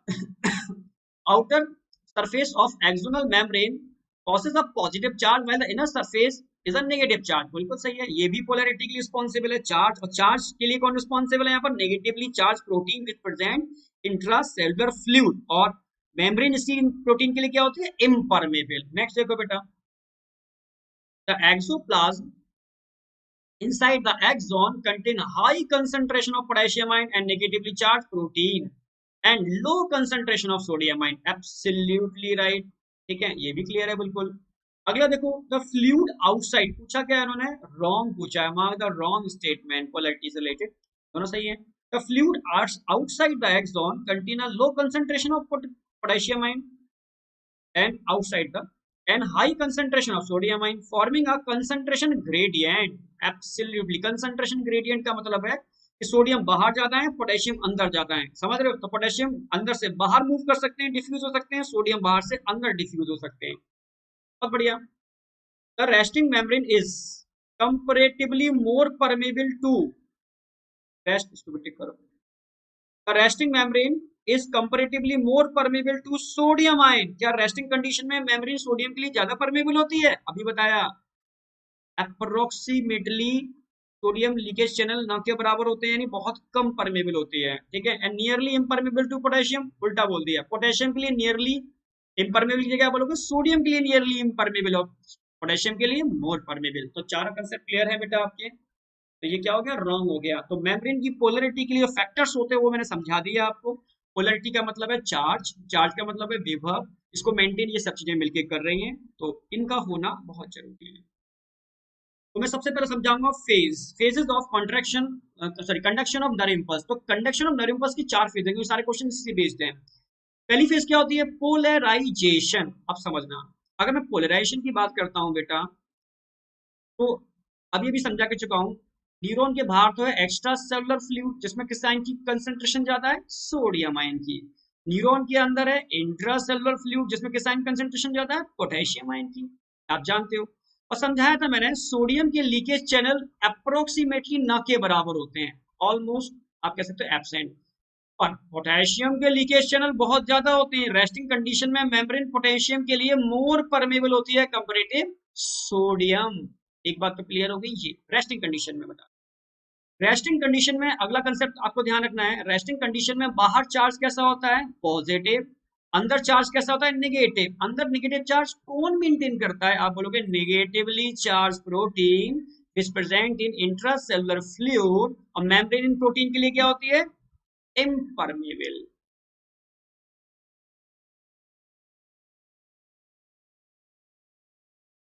कंसेप्ट भी क्लियर हो गया, ठीक है। तीसरा कि अगर सोडियम अंदर आ रहे हैं, पोटेशियम बाहर जा रहे हैं, तो कंसंट्रेशन ग्रेडियंट बिगड़ नहीं रहा बेटा, डिस्टर्ब हो रहा है कंसंट्रेशन ग्रेडियंट। तो इस कंसंट्रेशन ग्रेडियंट को, मतलब सोडियम को बाहर और पोटेशियम को अंदर मेंटेन करने के लिए एक पंप होता है, इसको बोलते हैं सोडियम पोटेशियम पंप। समझा रहा हूं मैं, एक पंप होता है, इसको बोलते हैं सोडियम पोटेशियम पंप। ये पंप क्या करता है? 3 सोडियम को, कितने सोडियम? 3 सोडियम को इनर टू आउटर धकेलेगा और 2 पोटेशियम को आउटर टू इनर धकेलेगा। समझना, कितने पोटेशियम? 2। आप कहोगे सर 2 ही पोटेशियम क्यों बाहर से अंदर आ रहे हैं? तो ध्यान रखना, इस पंप में inner side sodium binding sides कितने होते हैं? 3, और आउटसाइड पोटेशियम बाइंडिंग साइड्स कितने होते हैं? 2। मजबूरी है, अगर पोटेशियम बाइंडिंग साइड ज्यादा होती तो ज्यादा पोटेशियम अंदर आ जाता, पर ऐसा नहीं होता। इस इट इज अ प्रोटीन, इस प्रोटीन के अंदर ध्यान रखना, आउटसाइड 2 पोटेशियम बाइंडिंग साइड्स होते हैं, इनसाइड 3 सोडियम बाइंडिंग साइड होते हैं। इसीलिए ये मजबूरी है इसकी कि बाहर से अंदर 2 ही पोटेशियम को ट्रांसफर कर सकती है ये पंप, और अंदर से बाहर 3 सोडियम को ट्रांसफर कर सकती है। और पोलराइजेशन के टाइम पर ये एक्टिवेट रहता है सोडियम पोटेशियम पंप। वैसे तो ध्यान रखना, पोलराइजेशन, रिपोलराइजेशन और हाइपर पोलराइजेशन तीनों टाइम पर ये फास्ट काम करता है, पर ड्यूरिंग डीपोलराइजेशन ये बहुत स्लो हो जाता है। मेम्ब्रेन का भाई प्रोटीन ही तो है, मेम्ब्रेन का पोटेंशियल चेंज होगा तो उस पर इफेक्ट आएगा। इतना स्लो हो जाता है कि इसको लोग ऑफ मान लेते हैं कि काम करना बंद कर गया, पर एक्चुअल में ये बहुत स्लो हो जाता है, बिल्कुल ऑफ नहीं होता। समझ में आया द कंसेप्ट, ध्यान रखना है, तो इसको आप मान सकते हो। तो रेस्टिंग कंडीशन में मैंने समझा दिया बेटा कि क्या क्या चीज होती है, अंदर पोटेशियम बाहर सोडियम, नेगेटिवली चार्ज प्रोटीन अंदर नेगेटिव चार्ज मेंटेन करके रखते हैं। कितना नेगेटिव चार्ज मेंटेन करके रखते हैं? -70 millivolt. It is a standard value जो एनसीईआरटी में आपको समझाई गई है। नहीं तो ये वैल्यू वेरी कर सकती है बॉडी के पार्ट के हिसाब से, क्योंकि सेंसेशन बॉडी के अलग अलग पार्ट का सेंसेशन भी अलग अलग होता है। सोडियम पोटेशियम पंप की अगर बात करता हूं बेटा, पंप आप समझ रहे हो, टू, ठीक है, बाहर से 2 पोटेशियम इन और इनटू 3 सोडियम आउट। तो अब ये भूल कंफ्यूजन की बात ही नहीं होनी चाहिए, भाई सोडियम बाहर ज्यादा होते हैं तो पंप कंसंट्रेशन ग्रेडियंट के अपोजिट डायरेक्शन में काम करता है, कंसंट्रेशन ग्रेडियंट को मेंटेन करने के लिए काम करता है। क्वेश्चन ऐसे भी पूछेगा कि इनमें से ऐसा कौन सा स्ट्रक्चर है बेटा जो कंसंट्रेशन ग्रेडियंट को मेंटेन करता है, यानी बाहर सोडियम और अंदर पोटेशियम को मेंटेन करता है। आप बोलोगे सोडियम पोटेशियम पंप, जो अंदर से सोडियम कंटिन्यू बाहर करेगा और बाहर से पोटेशियम को कंटिन्यू अंदर करेगा। कितने? 3, और पोटेशियम कितने? 2। बट कहीं कंफ्यूजन की बात ही नहीं है, क्योंकि 3 अंदर सोडियम बाइंडिंग साइट्स हैं और आउटसाइड 2 पोटेशियम बाइंडिंग साइट्स हैं। तो ये हो गया पोलराइजेशन। तो पोलराइजेशन को बोलते हैं रेस्टिंग कंडीशन। रेस्टिंग कंडीशन में मेम्ब्रेन पोटेंशियल इनसाइड कितना होता है? -70 मिली वोल्ट। अब नेक्स्ट है तो डीपोलराइजेशन। अब डीपोलराइजेशन कब होगा समझना, अगर सोडियम चैनल, यहाँ पर कौन से सोडियम चैनल समझाता हूँ, ये तो लीकेज चैनल थे, सोडियम वोल्टेज गेटेड चैनल, अगर सोडियम वोल्टेज गेटेड चैनल खुल जाते हैं बेटा और बाहर से सोडियम कहाँ जाए? अंदर आ जाए, और भर के एकदम तेजी से आएगा।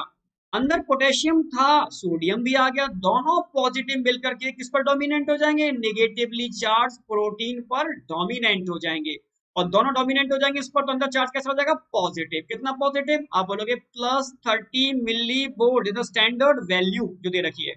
इसको बोलते हैं एक्शन पोटेंशियल डीपोलराइजेशन। पोलराइजेशन का क्या हो गया? डीपोलराइजेशन हो गया। कितना चार्ज आ गया अंदर? +30 मिली वोल्ट। क्यों आ गया? क्वेश्चन आएगा which of the following channel responsible for depolarization. आप बोलोगे ओपनिंग ऑफ सोडियम चैनल। जब सोडियम चैनल खुलेंगे, सोडियम अंदर आएंगे, पोटेशियम के संग मिलकर के नेगेटिव चार्ज प्रोटीन पर डोमिनेंट हो जाएंगे, अंदर चार्ज कैसा हो गया? पॉजिटिव, +30। अब जैसे ही +30 पहुंचेगा, सोडियम चैनल कब तक खुले रहेंगे? जब तक +30 नहीं आ रहा। अरे -70 से 0 होगा, +1 +2 +3, +30 आते ही सोडियम चैनल इनएक्टिवेट हो जाएंगे, पर पोटेशियम चैनल एक्टिवेट हो जाएंगे। क्या करना है हमें आगे? नेक्स्ट मैकेनिज्म क्या है भाई? नेक्स्ट मैकेनिज्म है रिपोलराइजेशन। तो ध्यान रखना, रेस्टिंग कंडीशन में बाहर चार्ज कैसा होता है? पॉजिटिव, अंदर नेगेटिव। डिपोलराइजेशन के टाइम पर बाहर कैसा होगा? नेगेटिव, अंदर कैसा होगा? पॉजिटिव। अब रिपोलराइजेशन का मतलब है वापस पोलराइज्ड स्टेट में आना। कैसे पॉसिबल है वापस पोलराइज स्टेट में आना? सोडियम तो अंदर से बाहर डिफ्यूज नहीं हो सकते कंसंट्रेशन ग्रेडियंट के अपोजिट डायरेक्शन में, पर पोटेशियम तो हो सकते हैं। तो अब क्या होने वाला है रिपोलराइजेशन में? रिपोलराइजेशन में पोटेशियम चैनल ओपन हो जाएंगे। कौन से चैनल? Potassium channel. ये कैसे होते हैं? Voltage gated channel. किस वोल्टेज के लिए सेंसिटिव होते हैं? +30। +30 आते ही पोटेशियम चैनल ऑन हो जाएंगे और सारा पोटेशियम, सारा का मतलब most potassium inner to outer move करना चालू कर देंगे। तो पोटेशियम जब बाहर जाएगा तो नो डाउट अंदर पॉजिटिव चार्ज धीरे धीरे क्या होना चालू हो जाएगा? कम। तो जब पॉजिटिव चार्ज कम होना चालू हो जाएगा तो नेगेटिव चार्ज प्रोटीन फिर से डोमिनेंट होना चालू हो जाएगी, अंदर चार्ज कैसे आ जाएगा वापस? -17 मिली वोल्ट। यानी इसको बोलते हैं रिपोलराइजेशन, यानी वापस बाहर चार्ज कैसा हो गया? पॉजिटिव, अंदर कैसा हो गया? नेगेटिव। कितना नेगेटिव हो गया अंदर? आप बोलोगे -70 मिली वोल्ट। ये हो गया रिपोलराइजेशन। तो रिपोलराइजेशन के लिए कौन सा चैनल रिस्पॉन्सिबल हो गया बेटा? पोटेशियम। डिपोलराइजेशन के लिए सोडियम। अगर मान क्या लो, क्योंकि हम डिटेल क्लास में बताते हैं इन चैनल्स के बारे में भी डिटेल में, तो सोडियम चैनल में 2 गेट होते हैं, पोटेशियम में 1 होता है, ठीक है, वो हम आगे की कहानी है, यहाँ नहीं बताएंगे, एनसीईआरटी बेस लेके चल रहे हैं। हाँ, बात कर रहे हैं हाइपर। हाइपर मतलब ज्यादा पोलराइजेशन, यानी पोलराइजेशन का भी ज्यादा पोलराइजेशन हो गया। यानी अगर पोटेशियम चैनल खुले रह गए, क्योंकि पोटेशियम चैनल एग्जैक्ट -30 -70 पर बंद नहीं होते, ये थोड़ा डिले हो जाते हैं बंद होने में, डिले हो जाते हैं, तो बहुत ज्यादा पोटेशियम निकल जाने की वजह से अंदर मोर देन -70 मिली वोल्ट क्या आ जाता है? पोटेंशियल जनरेट हो जाता है। तो हाइपर पोलराइजेशन का मतलब ये रेस्टिंग मेम्ब्रेन पोटेंशियल से अगर ऊपर निकल गया, more than -70 millivolt, this is known as hyperpolarization. वो -80 भी हो सकता है, वो -90 भी हो सकता है। तो हाइपर मतलब ज्यादा, तो hyperpolarization due to late closing of potassium channel, due to late closing of potassium channel. तो पोटेशियम चैनल की लेट क्लोजिंग की वजह से हाइपरपोलराइजेशन होता है। तो ये कंसेप्ट क्लियर हो गया कि पोलराइजेशन, डीपोलराइजेशन, रीपोलराइजेशन और हाइपरपोलराइजेशन में डिफरेंस क्या है। पोलराइजेशन के लिए लीकेज चैनल और सोडियम पोटेशियम पंप रिस्पॉन्सिबल होता है। डीपोलराइजेशन के लिए सोडियम चैनल, रीपोलराइजेशन के लिए पोटेशियम चैनल और हाइपरपोलराइजेशन के लिए अगेन पोटेशियम चैनल रिस्पॉन्सिबल होते हैं। हाइपरपोलराइजेशन में भी चार्ज की अगर बात आती है, चार्ज तो आप समझिए कि बाहर भी कैसा होगा पॉजिटिव, अंदर कैसा होगा नेगेटिव, सेम पोलराइजेशन का जाना। तो चारों फेज आपके क्लियर हो गए हैं, अब क्वेश्चन सॉल्व हो पाएंगे। अच्छा एक चीज और बता देता हूँ, पूरी एनसीईआरटी कंसेप्ट और देख लो। मान लो ये न्यूरॉन है, ये न्यूरॉन है, अब एकदम क्लियर हो जाएगा कंसेप्ट। जैसे एनसीईआरटी में दे रखा है, ये मान लो ए पार्ट है न्यूरॉन का, ये मान लो बी पार्ट है एक्सॉन का, ये साइटोन है, ये ऐसे साइटोन समझने की कोशिश करना। अभी मैंने बताया आपको सोडियम चैनल ओपन हो जाएंगे तो सोडियम अंदर आएंगे, बस सोडियम चैनल ओपन क्यों होंगे? सोडियम चैनल तो वोल्टेज गेटेड चैनल है, ये तभी ओपन होंगे जब मेम्ब्रेन का पोटेंशियल चेंज होगा। तो मेम्ब्रेन का पोटेंशियल कैसे चेंज होगा, समझना मेरी बात। तो इसके लिए अलग मैकेनिज्म है, समझना। तो यहाँ क्या होता है, ये डेंड्रॉन है, ये एक्सॉन है, साइटोन है। तो एक्चुअल में डेंड्रॉन में लगे होते हैं अगेन सोडियम चैनल, और ये सोडियम चैनल कैसे होते हैं, एल जी सी, लिगैंड गेटेड सोडियम चैनल। मानो आपने स्मेल को कोई पार्टिकल के आपकी नोज के न्यूरॉन के डेंड्रॉन से जुड़ा और जुड़ते ही ये सोडियम चैनल क्या हो जाएंगे, ओपन। ये लिगैंड बाइंड किया ओपन, इसके कुल बाइंड करते ही सोडियम चैनल ओपन हो जाएंगे और अंदर कौन एंटर कर जाएगा, आप बोलोगे सर सोडियम चैनल है तो सोडियम आयन एंटर कर जाएंगे। अब सोडियम के एंटर करने से क्या होगा भाई, रेस्टिंग मेम्ब्रेन पोटेंशियल कितना था, -70 मिली वोल्ट। अगर ये -70 मिली वोल्ट कितना रेस्टिंग मेम्ब्रेन पोटेंशियल से 10 मिली वोल्ट कम हो जाए माइनस में, समझना, यानी माइनस से ये हो जाए या तो -60 हो जाए, समझना मेरी बात। तो लेस देन 10 मिली वोल्ट क्या कब, तो कैसे कम होगा, अगर कोई पॉजिटिव पहुंचेगा अंदर तभी तो ये कम होगा।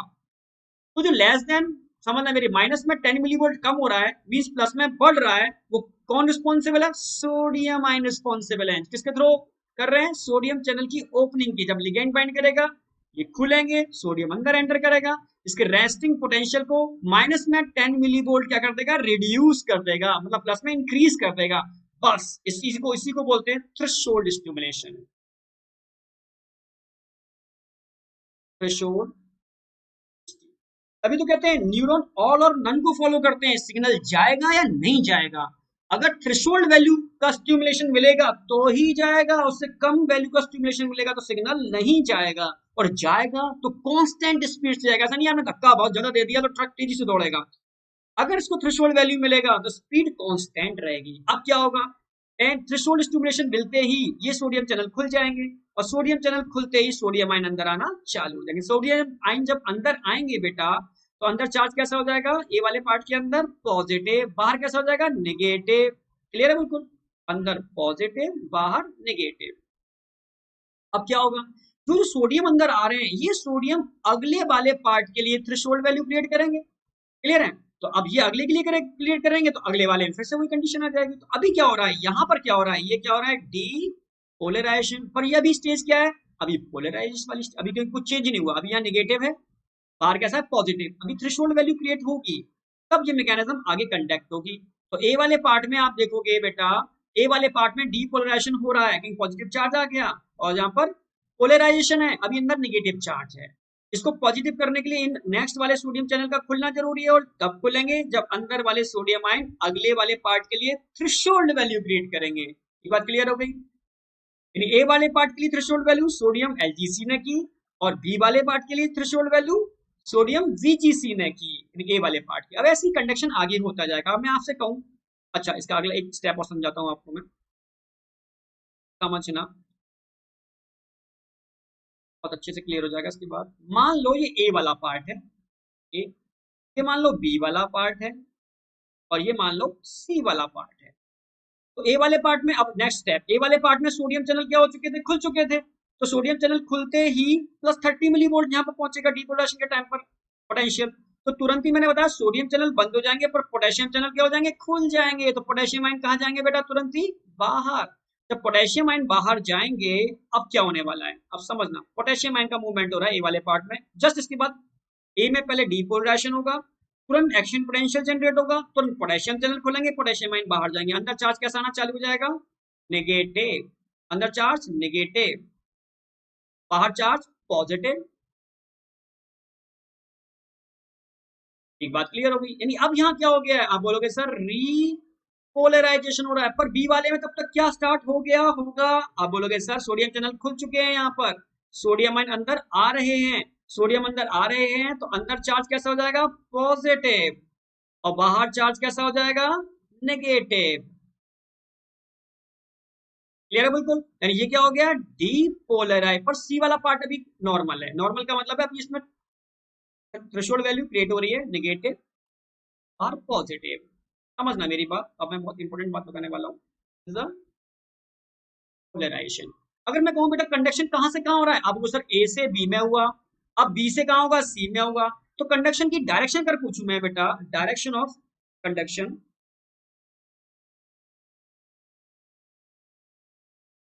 डायरेक्शन ऑफ कंडक्शन, तो डायरेक्शन क्या होगी, ऑलवेज पॉजिटिव टू नेगेटिव होगी, ऑलवेज पॉजिटिव। अब देखो ए वाले पार्ट में अंदर क्या हुआ, पॉजिटिव हो गया, फिर बी वाले पार्ट में नेगेटिव था, तो ए से बी में गई कंडक्शन, अब बी वाले पार्ट में पॉजिटिव है, सी में नेगेटिव है, अब कहाँ जाएगी बेटा, अब बोलोगे सी, बी टू सी जाएगी, यानी डायरेक्शन ऑलवेज कहाँ होती है, पॉजिटिव टू नेगेटिव। और ध्यान रखना, पॉजिटिव टू नेगेटिव, पॉजिटिव से नेगेटिव, और जैसे जैसे आगे नेगेटिव पॉजिटिव होता जाएगा तो पीछे पॉजिटिव नेगेटिव, यानी जहां पर डीपोलराइजेशन होगा वहां के सोडियम आयन अगले वाले के सोडियम आयन ओपन करेंगे तो पिछले वाले के पोटेशियम आयन, यानी आगे सोडियम चैनल खुलते जाएंगे और पीछे पोटेशियम चैनल खुलते जाएंगे, और कंटिन्यू इंपल्स का मूवमेंट हो जाएगा, यानी आगे पोलराइजेशन, पीछे रिपोलराइजेशन, और बीच में क्या हो रहा है, डीपोलराइजेशन, यानी A to B, B to C, C to D, और कंटिन्यू पूरे एक्सॉन में कंडक्शन हो जाएगा। समझ में आया। डायरेक्शन में एक चीज जो बहुत इंपॉर्टेंट पूछी जाती है, पॉजिटिव टू नेगेटिव, पर ऐसे पूछ ले बाई चांस आपसे, एनसीईआरटी में दे रखा है कि बताओ आउटर मेम्ब्रेन पर डायरेक्शन का क्या होगा, तो ये समझ में आ गया पॉजिटिव टू नेगेटिव, तो समझना, तो पॉजिटिव टू नेगेटिव ऐसे, तो बाहर पॉजिटिव टू नेगेटिव क्या अपोजिट डायरेक्शन में नहीं हो रहा, सर्किट ऐसा बनेगा, समझ रहे हो ना मेरी बात। तो मैं अगर मैं पूछूं ऊपर वाले डायग्राम में आउटर मेम्ब्रेन में, तो आउटर मेम्ब्रेन में आप बोलोगे बी टू ए ऊपर वाले में, और इनर वाले में पूछता हूं तो क्या बोलोगे, a inner, A to P. ऐसे में यहां पर पूछूं बेटा डायरेक्शन बताओ, आप बोलोगे सबसे पहले मैं आउटर की पूछता हूं, आउटर इनर, तो आउटर में आप क्या बोलने वाले हो सर, सी टू ई, और इनर में क्या हो रहा है, बी टू सी, यानी direction always positive to negative होगा, कंसेप्ट एकदम क्लियर। आगे बढ़ते हैं बेटा, समझ में आ गया होगा। If the sodium potassium pump is block, मान लो सोडियम पोटेशियम पंप बंद हो जाए तो कंसंट्रेशन ग्रेडियंट, यानी जो मेंटेन करने वाला पंप ही बंद हो गया तो मेंटेन हो पाएगा, मतलब इसका काम था इनर टू आउटर सोडियम को भेजना, आउटर टू इनर पोटेशियम को भेजना, तो ऐसा नहीं हो पाएगा, यानी इनर फ्लूइड में सोडियम की कंसंट्रेशन इंक्रीज हो जाएगी और आउटर फ्लूइड में पोटेशियम की कंसंट्रेशन इंक्रीज हो जाएगी। अब देखो sodium and potassium will be excess in extracellular fluid, wrong, excess amount of sodium in intracellular fluid, बिल्कुल सही, excess amount of sodium in intracellular, sorry extra लिखा हुआ है, एक्स्ट्रासेलुलर फ्लूइड नहीं, excess amount of potassium in intracellular fluid, no बेटा वो तो अंदर ज्यादा होता ही है, ठीक है, अब बंद हो गया तो अंदर कम हो जाएगा, access amount of sodium in intracellular fluid, yes intracellular fluid में, क्योंकि इसका काम क्या था मैंने बताया, इसका काम था अंदर से बाहर कितने बेटा, 3 सोडियम को, और बाहर से अंदर 2 पोटेशियम को। अगर ये काम नहीं करेगा तो इनर से इंट्रासेलुलर फ्लूइड में सोडियम आयन की कंसंट्रेशन बढ़ जाएगी और एक्स्ट्रा सेलुलर फ्लूइड में पोटेशियम आयन की कंसंट्रेशन बढ़ जाएगी, यानी कंसंट्रेशन ग्रेडियंट बिगड़ गया, क्योंकि बाहर होना चाहिए था सोडियम पर हो गया पोटेशियम, अंदर होना था चाहिए था पोटेशियम पर हो गया सोडियम, इसलिए इसका बहुत इंपॉर्टेंट रोल है सोडियम पोटेशियम पंप। और जहां भी टर्म आ गया पंप, देन एटीपी यूज करेगा, कंसंट्रेशन ग्रेडियंट की अपोजिट काम करेगा, मेम्ब्रेन के पोटेंशियल को मेंटेन करने का काम करेगा, या ऐसे भी कह सकते हो कि इन आइंस के ग्रेडियंट को मेंटेन करने का काम करेगा। एनी डाउट बेटा? अब देखो फिर से क्वेश्चन एनसीईआरटी का डायग्राम है। Read the following statement about the diagram and select the correct statement. अब देखो ए वाले पार्ट में ध्यान से देखो क्या हो रहा है, सोडियम अंदर एंटर कर रहे हैं, सोडियम अंदर आ रहे हैं बेटा, तो अंदर चार्ज कैसा हो गया, पॉजिटिव। यानी ए वाले पार्ट में क्या हो रहा है, डीपोलराइजेशन, तो बी वाले में अभी क्या हो रहा है, पोलराइजेशन। समझना मेरी बात। तो अब ये क्या होगा, ये पॉजिटिव आयन ऐसे मूव करेंगे और इन चैनल को ओपन करेंगे, तो कंडक्शन आप जानते हो आउटर मेम्ब्रेन पर क्या हो जाएगी, अपोजिट डायरेक्शन में, इनर मेम्ब्रेन पर A to B और आउटर पर B to A। अब देखो द इलेक्ट्रिकल पूछा क्या है, करेक्ट है इनकरेक्ट, करेक्ट पूछा है। अब देखो the electrical potential difference at the site A is called the action potential. ठीक है, the action potential difference at the site A is called action potential. मैंने बताया था कि डीपोलराइजेशन को क्या बोलते हैं हम, एक्शन पोटेंशियल बोलते हैं। Absolutely right. आगे बढ़ो। The current flow on the outer surface from side A to B, उल्टा बोल दिया, आउटर सरफेस पर क्या है, B to A, इनर पर A to B, यही गलत कर दिया है इन्होंने। During depolarization inner side of plasma membrane become positive, बिल्कुल सही है। With respect to outer side, में डीपोलराइजेशन में अंदर पॉजिटिव होती है, +30 मिलीवोल्ट चार्ज होता है। During repolarization inner side of plasma membrane become negative, during repolarization inner side of plasma membrane become negative with respect to, बिल्कुल सही, repolarization और hyperpolarization दोनों में ही इनर साइड नेगेटिव होती है। ठीक है, अब देखो करेक्ट पूछा है, करेक्ट में ACD, कोई है ACD, एब्सोल्युटली राइट। क्वेश्चन बचना नहीं चाहिए। अब ये तो न्यूरॉन की बात थी, अब समझना, दो न्यूरॉन जहां इंटरेक्ट करते हैं, कनेक्ट करते हैं, पेयरिंग करते हैं, उसको सिनैप्स बोलते हैं। सिनैप्स, समझना, सिनैप्स का मतलब पेयरिंग। अब मैंने बताया भी था बेटा कि हमेशा एक्सॉन का टर्मिनल वाला पार्ट डेंड्रॉन से पेयरिंग करता है, तो एक्सॉन वाले पार्ट को तो हम बोलते हैं प्री सिनैप्टिक नोड, और डेंड्रॉन वाले पार्ट को हम, डेंड्रॉन के पार्ट को बोलते हैं पोस्ट सिनैप्टिक नोड। यहाँ पर न्यूरोट्रांसमीटर्स होते हैं, बट यहाँ पर न्यूरोट्रांसमीटर नहीं होते, इनके रिसेप्टर्स होते हैं। क्लियर है बिल्कुल। अब चालू कर, इसलिए कहते हैं कंडक्शन ऑलवेज यूनिडायरेक्शनल होता है। उन्होंने कुछ लेवलिंग दे रखी है एनसीईआरटी के डायग्राम में, समझना, एक्सॉन, एब्सोल्युटली राइट। ठीक है, अब देखो ए क्या है, ए में क्या दिख रखा है आपको, synaptic, synaptic vesicles, neurotransmitter containing vesicle भरे हुए हैं। बी में देखो, बी क्या है, बी क्या है, एक्सॉन टर्मिनल है, जिसको आप प्री सिनैप्टिक नोड भी बोल सकते हो। सी क्या है, सिनैप्टिक क्लफ्ट है, यानी दोनों के बीच में जो गैप है जिसमें न्यूरोट्रांसमीटर भरे हुए हैं, इसको सिनैप्टिक क्लफ्ट बोलते हैं, गैप बिटवीन। ठीक है, डी क्या है, डी है post membrane of post synaptic node. ठीक है, ई क्या है, ये रिसेप्टर्स हैं, यानी सोडियम चैनल्स, हाँ, सोडियम चैनल्स या रिसेप्टर। अब देखो क्या कहना चाह रहा है, ए synaptic vesicles, A synaptic vesicles, absolutely right। B post synaptic membrane, B post synaptic membrane नहीं है, गलत हो गया, यही गलत हो गया, आगे नहीं बढ़ेंगे। ए देखो synapse, A गलत हो गया, ये भी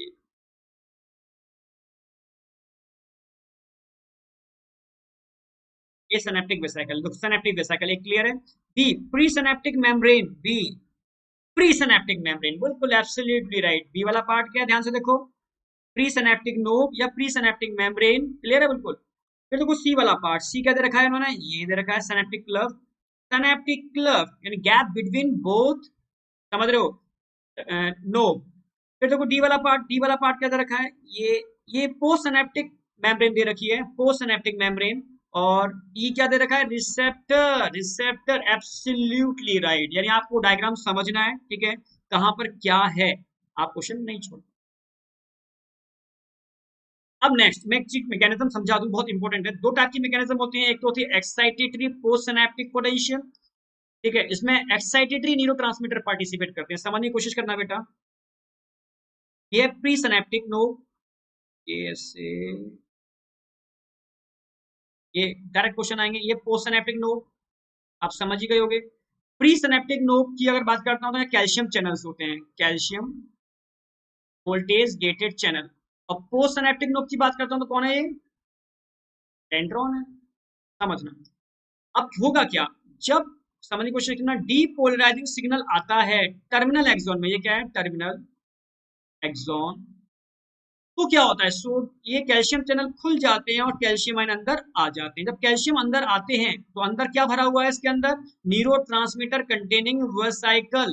तो ये कैल्शियम आयन क्या काम करेंगे, इन वेसाइकल की एक्सोसाइटोसिस करा देंगे, और एक्सोसाइटोसिस होते ही न्यूरोट्रांसमीटर कहाँ जाएगा, सिनेप्टिक क्लफ्ट में आ जाएगा। आप समझना, न्यूरोट्रांसमीटर यहाँ पर क्या होता है बेटा, आप बोलोगे अगर एक्साइटेटरी, क्योंकि हम एक्साइटेटरी की बात करते हैं, एक्साइटेटरी में मोस्टली ACH हम लेके चल रहे हैं, एसिटाइलकोलिन। तो एक्साइटेटरी में एसिटाइलकोलिन समझना, epinephrine, nor epinephrine, glutamate, aspartate, ये सब है, इनकी मैकेनिज्म एक ही है। और पोस्ट सिनेप्टिक नोड में क्या लगे हुए हैं, आप बोलोगे रिसेप्टर, या रिसेप्टर क्या होते हैं, सोडियम चैनल। कौन सोडियम चैनल है, यहाँ पर LGC, लिगैंड गेटेड चैनल है। तो ये जब बाइंड करेगा इससे तो ये चैनल खुल जाएंगे, चैनल खुल जाएंगे तो अंदर कौन आ जाएगा, सोडियम आयन। ये सोडियम आयन अंदर आकर के क्या कर देंगे, excitatory post synaptic potential create कर देंगे, यानी डी पोलराइजेशन कर देंगे, और डीपोलराइजेशन होते ही सिग्नल नेक्स्ट न्यूरॉन में चला जाएगा। हम चाहते हैं सिग्नल रुके, तो पोस्ट सिनेप्टिक नोड पर कुछ एंजाइम लगे होते हैं, इनको बोलते हैं एसिटाइलकोलिन एस्ट्रेज, जो इस एसिटाइलकोलिन को ब्रेक कर देगा, ACHE, acetylcholine esterase is present on post synaptic node, जो एसिटाइलकोलिन को तोड़ेगा एसीटेट प्लस कोलिन के अंदर। अब यहाँ एक्चुअल में एक्सॉन के टर्मिनल वाले पार्ट में कुछ ट्रांसपोर्टर प्रोटीन्स होते हैं, वो कोलिन को रीअपटेक कर लेंगे। कोलिन की बात कर रहा हूँ, एसिटेट की नहीं। इसको रीअपटेक कर लेंगे तो क्या होगा, कोलिन क्या काम करेगा अंदर आकर के, ये कोलिन मिलेगा, इसका मतलब पूरा मैकेनिज्म है, कोलिन मिलेगा एसिटाइल कोएंजाइम A। आप जानते हो एसिटाइल कोएंजाइम एक सब्सटेंस है जो क्रेब्स साइकिल और ग्लाइकोलाइसिस को इंटरकनेक्ट करता है। तो कोलिन इसके संग मिलेगा, मिल करके एक माइटोकॉन्ड्रिया का एंजाइम होता है, माइटोकॉन्ड्रिया। तो उसमें माइटोकॉन्ड्रिया का इन्वॉल्वमेंट हो गया, which of the following cell organelles involve in conduction of nerve impulse या फॉर्मेशन ऑफ एसिटाइल कोलिन। तो इसका एक एंजाइम होता है, कौन सा, acetyl choline, acetyl choline transferase, CAT, क्या लिख देता हूँ, CAT, CAT, choline acetyl transferase, choline acetyl transferase mitochondria का एंजाइम है। ये क्या काम करेगा, ये कोलिन और एसिटाइल कोएंजाइम A को कन्वर्ट कर देगा। ये इस एंजाइम की प्रेजेंस में क्या होगा, ACH बनेगा, एसिटाइल कोलिन बनेगा, प्लस कोएंजाइम A अलग हो जाएगा। समझना मेरी बात, सबसे पहले बताया कोलिन कहाँ आएगा बेटा, प्री सिनेप्टिक लोब में आएगा। ये choline acetyl coenzyme A के संग मिलकर के एक एंजाइम होता है कोलिन एसिटाइल ट्रांसफरेज, जो माइटोकॉन्ड्रिया में होता है, माइटोकॉन्ड्रिया का एंजाइम है। इससे इसकी प्रेजेंस में ये किसमें कन्वर्ट कर देगा, कोएंजाइम में अलग हो जाएगा, एसिटाइल कोलिन बन जाएगा। अब ये एसिटाइल कोलिन क्या करेगा, इन ट्रांसपोर्टर प्रोटीन की हेल्प से वापस इन खाली वेसाइकल्स को रिफिलिंग कर देगा, मैकेनिज्म फिर चालू हो जाएगी। तो ये कंसेप्ट क्लियर हो गया कि कंडक्शन ऑफ इंपल्स जब जाता है टर्मिनल वाले एंड में, कैल्शियम चैनल खुल जाते हैं, कैल्शियम अंदर आते हैं, एक्सोसाइटोसिस ऑफ न्यूरोट्रांसमीटर होती है। ये न्यूरोट्रांसमीटर डेंड्रोन पे लगे हुए रिसेप्टर से बाइंड करते हैं, उनके खुलने से सोडियम एंटर कर जाते हैं, डीपोलराइजेशन हो जाता है। एसिटाइल कोलिन को ब्रेक करने के लिए एसिटाइल कोलिन एस्ट्रेज, जो एसिटाइल कोलिन को एसीटेट और कोलिन में ब्रेक कर देता है, कोलिन रीअपटेक हो जाता है ट्रांसपोर्टर प्रोटीन से। तो एसिटाइल कोएंजाइम, समझना, एसिटाइल कोएंजाइम A के साथ मिलकर के कैट एंजाइम की प्रेजेंस में, जो माइटोकॉन्ड्रिया का इन्वॉल्वमेंट हो गया, प्रेजेंस में एसिटाइल कोलिन और कोएंजाइम में बनाता है, एसिटाइल कोलिन रीफिलिंग करके वेसाइकल्स को फिर से मैकेनिज्म चालू कर देता है। ऐसे ही एक मैकेनिज्म होती है इनहिबिटरी पोस्ट सिनेप्टिक पोटेंशियल। मान लो इनहिबिटरी न्यूरोट्रांसमीटर है, केस अलग है थोड़ा सा, समझना, ये तो कॉमन केस होगा। अगर इन्हीं सब कुछ वैसा ही है, कैल्शियम आएगा, बाइंड करेगा, पर इस बार जो यहाँ से निकल रहे हैं वो कैसे हैं, inhibitory neurotransmitter, like a glycine, like a GABA, ठीक है, dopamine, serotonin, it is inhibitory neurotransmitter. तो इनहिबिटरी न्यूरोट्रांसमीटर्स होते हैं बेटा, वो सोडियम चैनल से बाइंड नहीं करते, उनके लिए अलग चैनल होते हैं, क्लोराइड चैनल। ये भी कैसे होते हैं, लिगैंड गेटेड चैनल। तो ये इनहिबिटरी न्यूरोट्रांसमीटर लाइक मान लो डोपामाइन, डोपामाइन ये इनसे बाइंड करेगा, इनसे बाइंड करते ही चैनल खुल जाएंगे और बाहर से क्लोरीनाइन कहाँ जाएंगे, अंदर। कैसा चार्ज है इन पर, नेगेटिव। नेगेटिवली चार्ज प्रोटीन तो पहले से ही थे, अब ये भी नेगेटिव आ गए, दोनों नेगेटिव मिलकर के अंदर क्या कर देंगे, हाइपर पोलराइजेशन, हाइपर पोलराइजेशन, यानी कंडक्शन होगा ही नहीं। अभी तो डोपामाइन मान लो, यहाँ सीरोटोनिन भी ले सकते थे। सीरोटोनिन इज स्लीप इंड्यूसर, रात में आपको सुला देता है। कैसे सुलाता है कि ये बाइंड कर जाएगा, क्लोराइड एंटर कर जाएंगे, अंदर हाइपर पोलराइजेशन हो जाएगा। यानी कोई भी इनहिबिटरी न्यूरोट्रांसमीटर लेते हैं वो हाइपर पोलराइजेशन करता है, कोई भी एक्साइटेटरी न्यूरोट्रांसमीटर लेते हैं वो डीपोलराइजेशन करता है। एनी डाउट बेटा? अब arrange the sequence of event at synapse during transmission of impulse. आप समझ जाओगे क्या हो रही है। Binding of neurotransmitter two receptor, opening of sodium potassium channel, release of neurotransmitters. सबसे पहला क्या होगा, opening of calcium voltage channel. जब ओपनिंग करेंगे तब क्या होगा, इनके ओपन करने से बाइंडिंग ऑफ न्यूरोट्रांसमीटर नहीं, इनके ओपनिंग करने से release of neuro exocytosis of neurotransmitter होगी।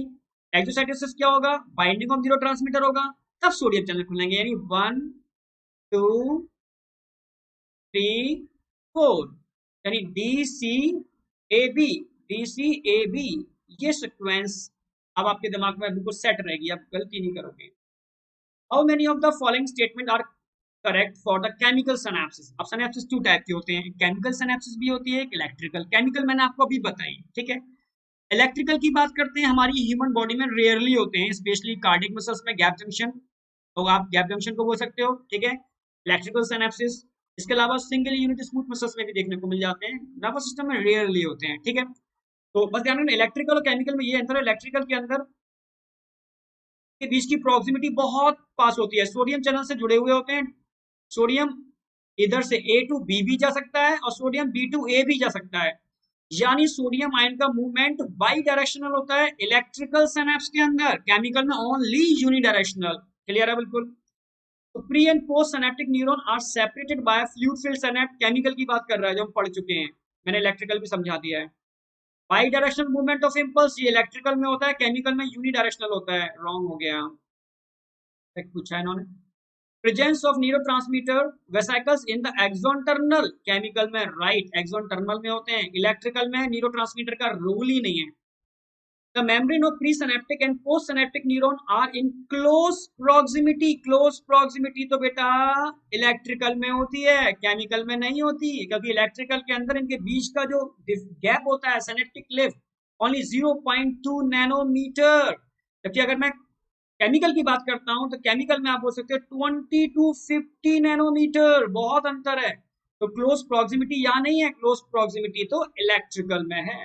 तो राइट पूछे, राइट कितना होगा बेटा? 2। कंसेप्ट एकदम क्लियर हो गया होगा। अब ब्रेन पे स्टार्ट करते हैं। तो आप ब्रेन के अंदर कैविटीज होती हैं, इनको वेंट्रिकल बोलते हैं। देखो दो तो होते हैं, लेटरल वेंट्रिकल आप जानते हो, फिर थर्ड वेंट्रिकल होता है आप जानते हो, फिर उसके बाद एक्यूडक्ट ऑफ साल्वियस को इटर भी बोलते हैं, फिर फोर्थ वेंट्रिकल। और फोर्थ वेंट्रिकल से मेनिंजीज ये कवरिंग चलेगी ब्रेन की, और स्पाइनल कॉर्ड, ये आपको पता है। अब क्वेश्चन क्या आता है कि लेटरल वेंट्रिकल के अराउंड ब्रेन का कौन सा पार्ट होता है? लेटरल वेंट्रिकल के अराउंड आप बोलोगे सेरिब्रम। आपसे पूछेंगे कि थर्ड वेंट्रिकल के अराउंड कौन सा पार्ट होता है? आप बोलोगे डाइंसेफेलॉन। डाइंसेफेलॉन। अगर मैं पूछूं डक्ट, इसको एक्यूडक्ट ऑफ साल्वियस ईटर भी बोलते हैं, ठीक है, इसके अराउंड क्या होता है? इसके अराउंड तो मिड ब्रेन होता है। कौन सा ब्रेन होता है? Mid brain. और इन दोनों के अराउंड कौन सा ब्रेन हो गया? Fore brain. क्योंकि फोर ब्रेन में सेरिब्रम भी आता है और डाइंसेफेलॉन भी आता है। अच्छा फोर्थ, ये तो हो गया लेटरल वेंट्रिकल 1 एंड 2, फिर हो गया थर्ड वेंट्रिकल और फोर्थ वेंट्रिकल।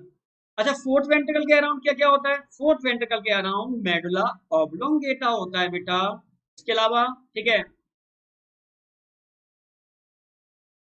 पोन्स भी होते हैं, इसके अलावा सेरिबेलम भी होता है। इन तीनों के मिलने से बनता है हाइंड ब्रेन। यानी वेंट्रिकल की पोजीशन के बेस पर आप ब्रेन के पार्ट को डिसाइड कर सकते हो। Lateral ventricle cerebrum, third ventricle diencephalon. यानी लेटरल और थर्ड वेंट्रिकल दोनों को मिला दिया जाए तो फोर ब्रेन, क्योंकि सेरिब्रम और डाइंसेफेलॉन दोनों के मिलने से फोर ब्रेन बनता है। पहली बात क्लियर है? एक्यूडक्ट ऑफ साल्वियस डक्ट है जो थर्ड को फोर्थ से जोड़ रही है, उसके अराउंड मिड ब्रेन, और लास्ट वाले के अराउंड हाइंड ब्रेन। आप समझ ही जाओगे। लेटरल वेंट्रिकल सेरिब्रल हेमिस्फीयर, ठीक है, थर्ड वेंट्रिकल डाइंसेफेलॉन, ठीक है, fourth ventricle medulla. Absolutely right, first ही राइट हो गया। अब एक चीज समझाता हूं, विच ऑफ द फॉलोइंग, ठीक है, meninx is the contact with the brain tissue, it is the covering of brain. Brain की बेटा आप जानते हो थ्री कवरिंग होते हैं, एक सबसे लोअर कवरिंग, ये फोल्डेड कवरिंग होती है, ऐसे ऐसे हाईली वेस्कुलर लेयर होती है, सबसे लोअर होती है। ये हमारे ब्रेन, यानी ये मानो सेरिब्रम है, सेरिब्रम के सबसे क्लोजली जो होती है वो क्या होती है, सबसे इनर वाली, ये ब्रेन मान लो, इस लेयर को बोलते हैं। समझना, जो ब्रेन के सबसे पास है पिया मैटर। अब समझना, इसके बाद एक लेयर सबसे सबसे ऊपर होती है ड्यूरा, डबल लेयर्ड स्ट्रक्चर होता है ड्यूरा का, तो बीच बीच में जाकर के छोटे छोटे गैप बनाती है, ये गैप बन गया ड्यूरा। आउटर लेयर होती है ड्यूरा,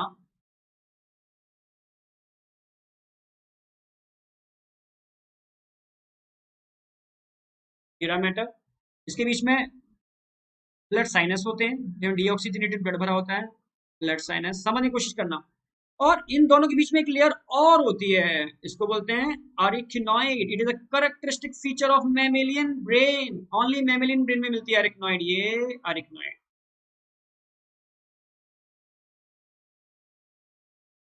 अरिक्नॉइड।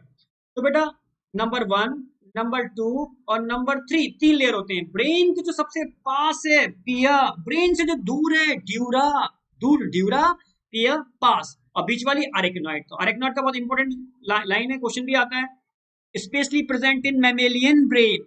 और किस किस के बीच में सीएसएफ भरा होता है, सीएसएफ, सीएसएफ प्रेजेंट बिटवीन पिया मैटर एंड अरिक्नॉइड, और उसके बीच किसको बोलते हैं, सब अरिक्नॉइड स्पेस, इसमें भरा होता है सीएसएफ, सेरिब्रोस्पाइनल फ्लूइड। पिया मैटर होती है बेटा हाईली वेस्कुलराइज लेयर होती है, ठीक है। अरिक्नॉइड थिन मेम्ब्रेन से मिलकर बनी होती है, कनेक्टिव टिश्यू से, जबकि ड्यूरा फाइब्रस लेयर होती है। तीनों लेयर के बारे में क्लियर है। और इन्होंने पूछा क्या है, अच्छा इन लेयर को हम क्या बोलते हैं बेटा, इन लेयर को बोलते हैं क्या, आप बोलोगे मेनिंजीज या मैनेक्स। इनमें इन्फ्लामेशन हो गया तो मेनिंजाइटिस। क्लियर है बिल्कुल। सबसे नियर कौन सी है, contact with the brain tissue, contact with the brain tissue. Any doubt बेटा। अब ब्रेन पर आते हैं, ब्रेन का डायग्राम बहुत अच्छे से समझ लेना, 2-4 बार ड्रॉ करना तभी क्वेश्चन, नहीं तो क्वेश्चन गलत होता है इस डायग्राम से, ठीक है। अब ध्यान से देखो, यहाँ ए क्या दे रखा है, ए को रिप्रेजेंट कर रखा है पोल्स, एनसीईआरटी में समझोगे तभी होगा, ठीक है। नीचे यहाँ पर रिप्रेजेंट कर रखा है मेडुला ऑब्लोंगेटा, आप समझ रहे हो ना मेरी बात, ये आप जानते हो सेरी पैलम, आप समझ ही रहे हो, ये कॉर्पस कैलोसम, ये सारे पार्ट, ये स्पाइनल कॉर्ड, ये सब आपको समझने, एक दो बार ड्रॉ कर लोगे फिर नहीं बोलोगे, पक्की बात है, ठीक है। यहाँ पर जो हैंग कर रही है पिट्यूटरी, ये क्या नीचे हाइपोथैलेमस, समझ रहे हो, ये आसपास क्या है एपिथैलेमस, समझना, ये लेटरल वाला थैलेमस हो जाएगा, ऊपर वाला एपिथैलेमस हो जाएगा, ये सारे पार्ट आपको ध्यान रखना है एनसीईआरटी के बेस पर। तो या तो सिंपल पूछा इन्होंने ए क्या है, तो ए आप बता दोगे पोल्स, ठीक। नीचे यहाँ पर मेडुला ऑब्लोंगेटा, इन दो पे क्वेश्चन बहुत आता है, और ये सेरी पैलम, और इन तीनों के मिलने से हाइंड ब्रेन बनता है, बीच वाला मिड ब्रेन हो गया, और ये ऊपर वाला फोर ब्रेन हो गया। Which of the labeled structure is absent in, अब बहुत बढ़िया, नॉन मैमेलियन ब्रेन। अब ध्यान रखना दो चीजें हैं जो स्पेशली ब्रेन, मैमेलियन ब्रेन का कैरेक्टरिस्टिक फीचर है, एक तो मैंने बताया था आपको क्या, अरिक्नॉइड, वो मैनिंजीज में वो यहाँ दिखा नहीं रखा, ठीक है, अरिक्नॉइड लेयर, और दूसरा होता है कॉर्पस कैलोसम, कॉर्पस कैलोसम जो दोनों सेरिब्रल हेमिस्फीयर को आपस में इंटरकनेक्ट करता है, उनके बीच में कोऑर्डिनेशन करता है, ठीक है, थिक बंडल ऑफ न्यूरॉन, समझ, इसका एंटीरियर पोस्टीरियर मिडिल पार्ट होते हैं, समझ रहे हो।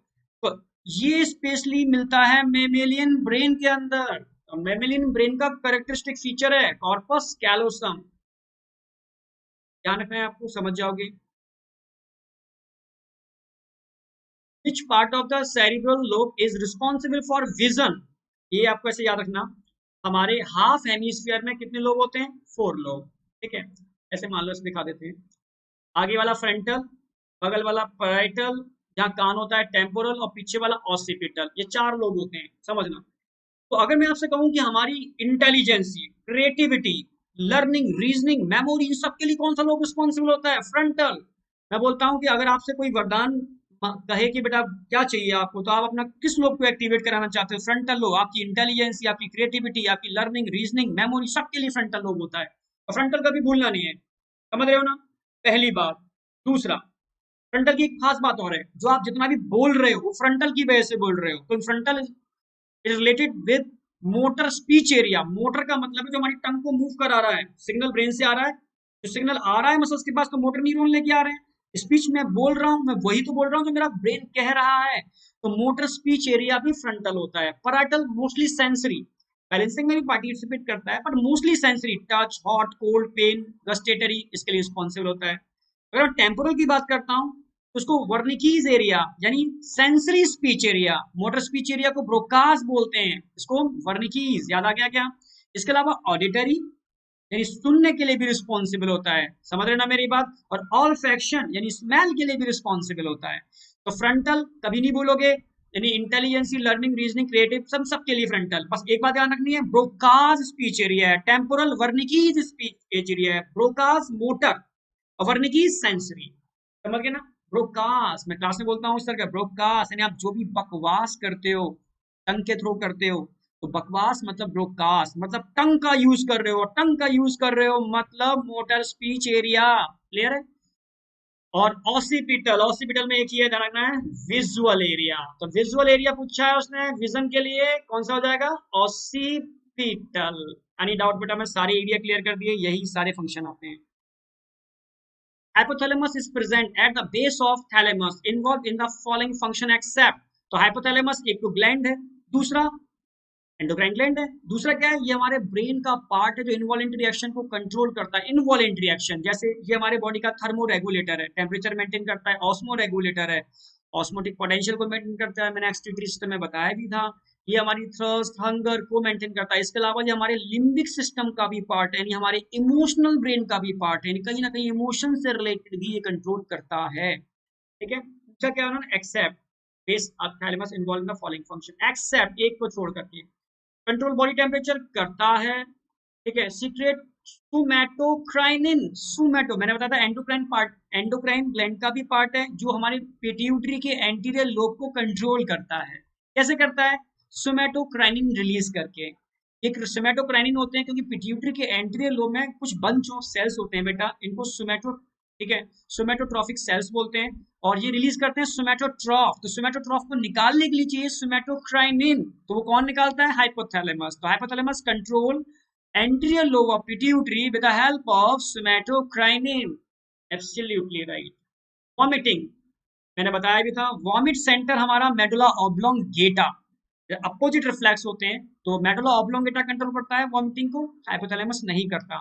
ठीक है, ये रॉन्ग हो गया, इनकरेक्टली पूछा है ना। एक्सेप्ट अर्ज ऑफ ईटिंग, ड्रिंकिंग, मैंने बताया हंगर थ्रस्ट सेंटर भी है, तो ये हाइपोथैलेमस ही है।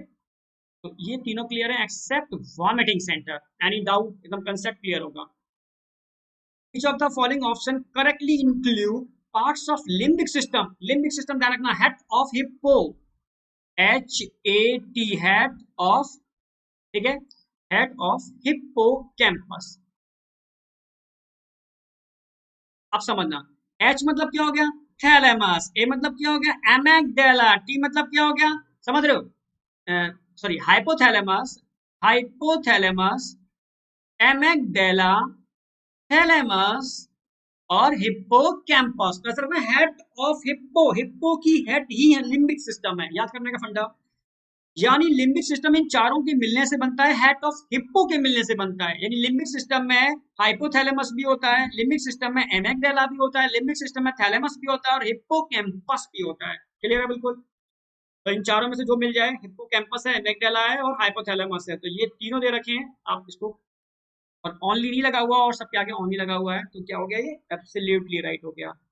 इसमें ध्यान रखना, लिम्बिक सिस्टम के बहुत सारे फंक्शन होते हैं, आप जानते हो, इमोशनल ब्रेन है, कहीं ना कहीं लव, फेयर, एंगर, समझ, इमोशन इनसे रिलेटेड है, कहीं ना कहीं सेक्सुअल बिहेवियर से रिलेटेड है, कहीं ना कहीं एग्रेशन से रिलेटेड है, समझ रहे ना मेरी बात? तो ये सब एनसीईआरटी के फंक्शंस हैं जो आपको दिमाग में रखने हैं। कहीं ना कहीं ऑल फ्रैक्शन, स्मेल, यानी मूड बन गया, स्मेल अच्छी है, मूड बन गया, यानी कहीं ना कहीं मूड से रिलेटेड है, मूड बनाने वाला है लिम्बिक सिस्टम, इमोशन से रिलेटेड है, आप समझ गए होगे। तो ये लिम्बिक सिस्टम के जो भी फंक्शन होते हैं वो चारों मिलके करते हैं, ठीक है। जिसके अंदर अगर मैं हिप्पोकैम्पस की बात करता हूँ, ये स्पेसिफिकली एक फंक्शन और करता है, ये शॉर्ट टर्म मेमोरी को लॉन्ग टर्म मेमोरी में भी कन्वर्ट करता है। और थैलेमस आप जानते हो हमारे ब्रेन का इसके अलावा रिले सेंटर भी है, यानी हमारे ब्रेन के कॉर्टेक्स में कोई भी सेंसरी और मोटर सिग्नल जाएगा तो उसका डिसीजन थैलेमस लेगा। यानी इनके अलग अलग फंक्शन की बात करूं तो हाइपोथैलेमस के अलग फंक्शन आपको पता है, थैलेमस की अलग फंक्शन की बात करता हूं तो it is a relay centre. Hippocampus का अलग फंक्शन क्या है, आप बोलोगे शॉर्ट टर्म मेमोरी को लॉन्ग टर्म मेमोरी में कन्वर्ट करना, जो आप बार बार रिवाइज करते हो, लॉन्ग टर्म मेमोरी बनाते हो, उसमें बहुत अच्छा रोल होता है इसका। इसलिए कहते हैं आपका अगर हिप्पोकैम्पस एक्टिवेटेड है तो फटाफट आपकी short term memory long term memory में कन्वर्ट हो जाएगी। क्लियर है बिल्कुल। तो ये बात, और बचा हुआ जो सारे फंक्शन है एमेग्डाला, यानी ये चारों अलग अलग भी कर रहे हैं, ये तीनों सॉरी, और ये चारों मिलकर के लिम्बिक सिस्टम के सारे फंक्शन भी कंट्रोल कर रहे हैं। Any doubt? Which of the following structure has very folded, ध्यान रखना बहुत इंपॉर्टेंट, सेरिब्रम और सेरिबेलम दोनों ही हाईली फोल्डेड रीजन है, ध्यान रखना। ठीक है, दोनों फोल्डेड है, अंतर इतना है सेरिब्रम के बीच में होता है कॉर्पस कैलोसम और सेरिबेलम के बीच में होता है वर्मिस, फॉर्म लाइक स्ट्रक्चर, दोनों के बीच में इनको कनेक्ट करता है, इनके बीच में कोऑर्डिनेशन करता है। दोनों ही हाईली फोल्डेड रीजन है, दोनों के स्ट्रक्चर बिल्कुल एक जैसे लगते हैं। ठीक है, सेरिब्रम फर्स्ट लार्जेस्ट और cerebellum second largest part of our brain. What is correct about control of Broca's? अभी बता था ना, Broca's बकवास यानी motor speech area which present in frontal lobe, और मोटर का मतलब है आपके टंग मूवमेंट को कंट्रोल कर रहा है, तो regulation of tongue muscles Broca's. Which of the following cover the largest amount of human cerebral cortex? ध्यान रखना, सेरिब्रल कॉर्टेक्स की अगर मैं बात करता हूँ कॉर्टेक्स की, तो कॉर्टेक्स के अंदर बेटा सबसे जो ज्यादा जो एरियाज होते हैं वो कौन से एरियाज होते हैं, association area, sensory area, motor area और एसोसिएशन एरिया, तीन एरियाज होते हैं। तो सबसे मैक्सिमम एरिया जो हमारे ब्रेन में मिलते हैं एसोसिएशन एरिया, नीट में एक बार आए हुए भी क्वेश्चन है, मैक्सिमम एरिया जो हमारे ब्रेन में मिलते हैं वो कौन से होते हैं बेटा, एसोसिएशन एरिया। ठीक है, तो हमारे सेरिब्रल कॉर्टेक्स में जो मैक्सिमम एरिया होते हैं एसोसिएशन, जो सेंसरी और मोटर इम्पल्स का एसोसिएशन भी करते हैं, ठीक है, मेमोरी के लिए भी रिस्पॉन्सिबल है, समझ रहे, बहुत इंपॉर्टेंट एरिया है जो एनालिसिस रीजनिंग इन सब में पार्टिसिपेट करते हैं।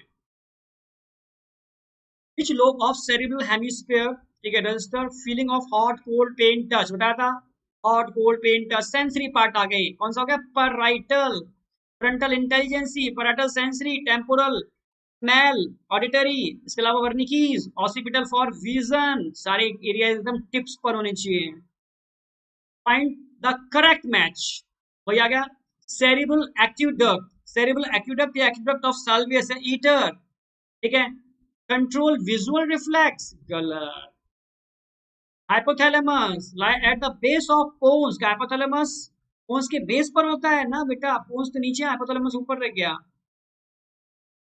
Cerebral cortex white in appearance, समझना, सेरिब्रल कॉर्टेक्स, अगर मैं सेरिब्रल कॉर्टेक्स की बात करता हूँ, मेडुला, ये मेडुला, ये कॉर्टेक्स, तो ध्यान रखना सारे न्यूरॉन के साइटोन तो कहाँ होते हैं, कॉर्टेक्स में, एक्सोन कहाँ होते हैं, मेडुला में। तो एक्सोन माइलिनेटेड होते हैं तो अंदर का पार्ट कैसा होगा, व्हाइट, और बाहर निजस ग्रेन्यूल ग्रे कलर के होते हैं तो बाहर का कलर कैसा होगा, ग्रे।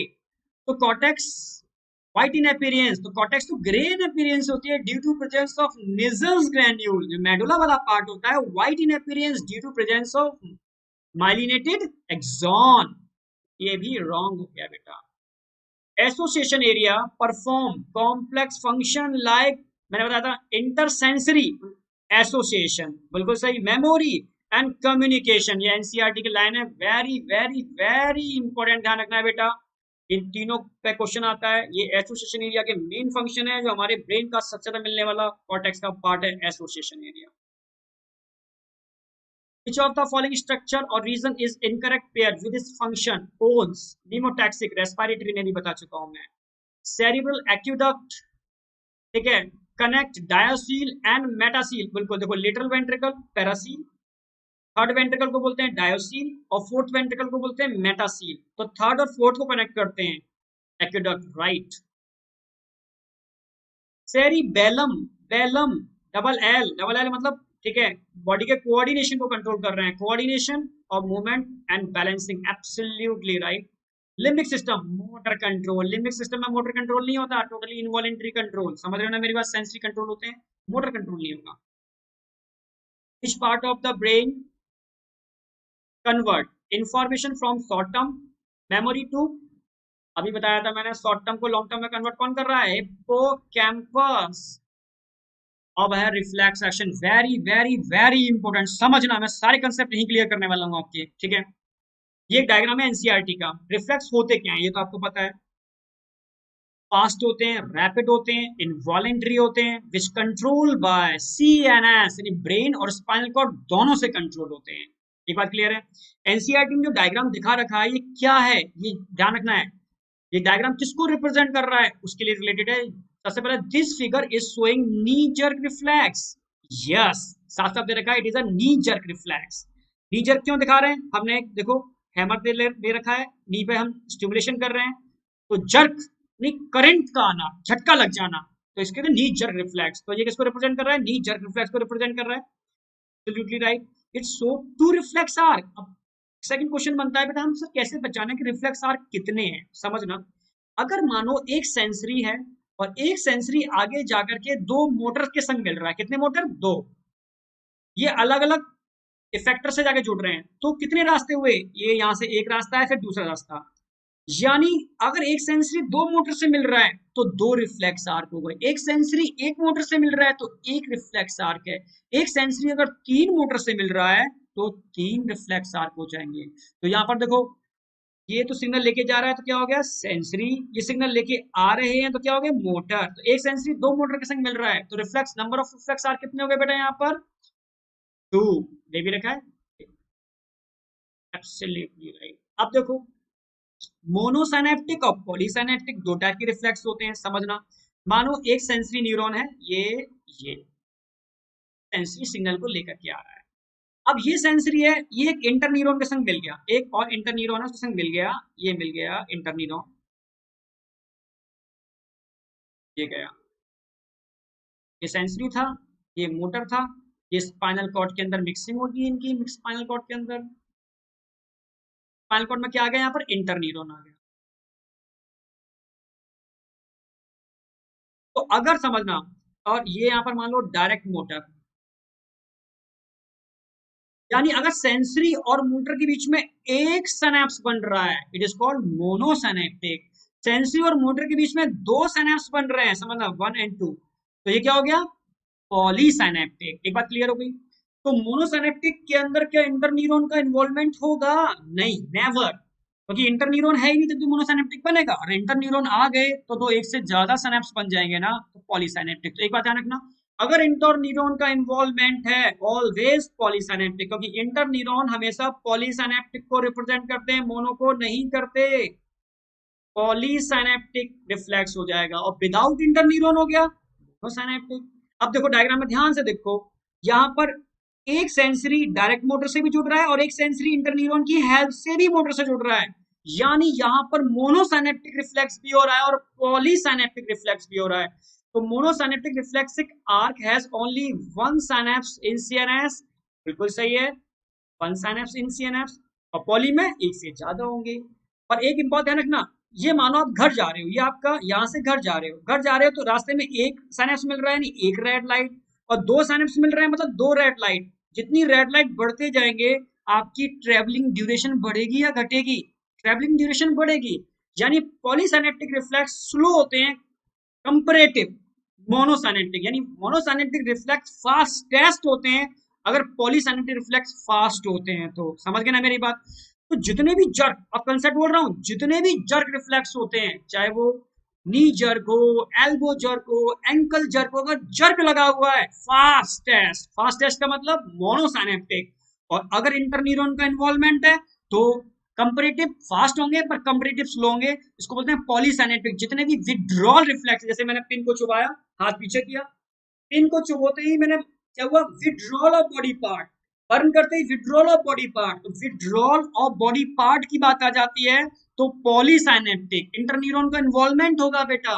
और जर्क रिफ्लेक्स की बात आ जाती है मोनोसाइनेप्टिक, इंटरन्यूरॉन का इन्वॉल्वमेंट नहीं होगा, फास्टेस्ट इंपल्स होगी। मेरी समझ से तो कंसेप्ट क्लियर हो रहा होगा।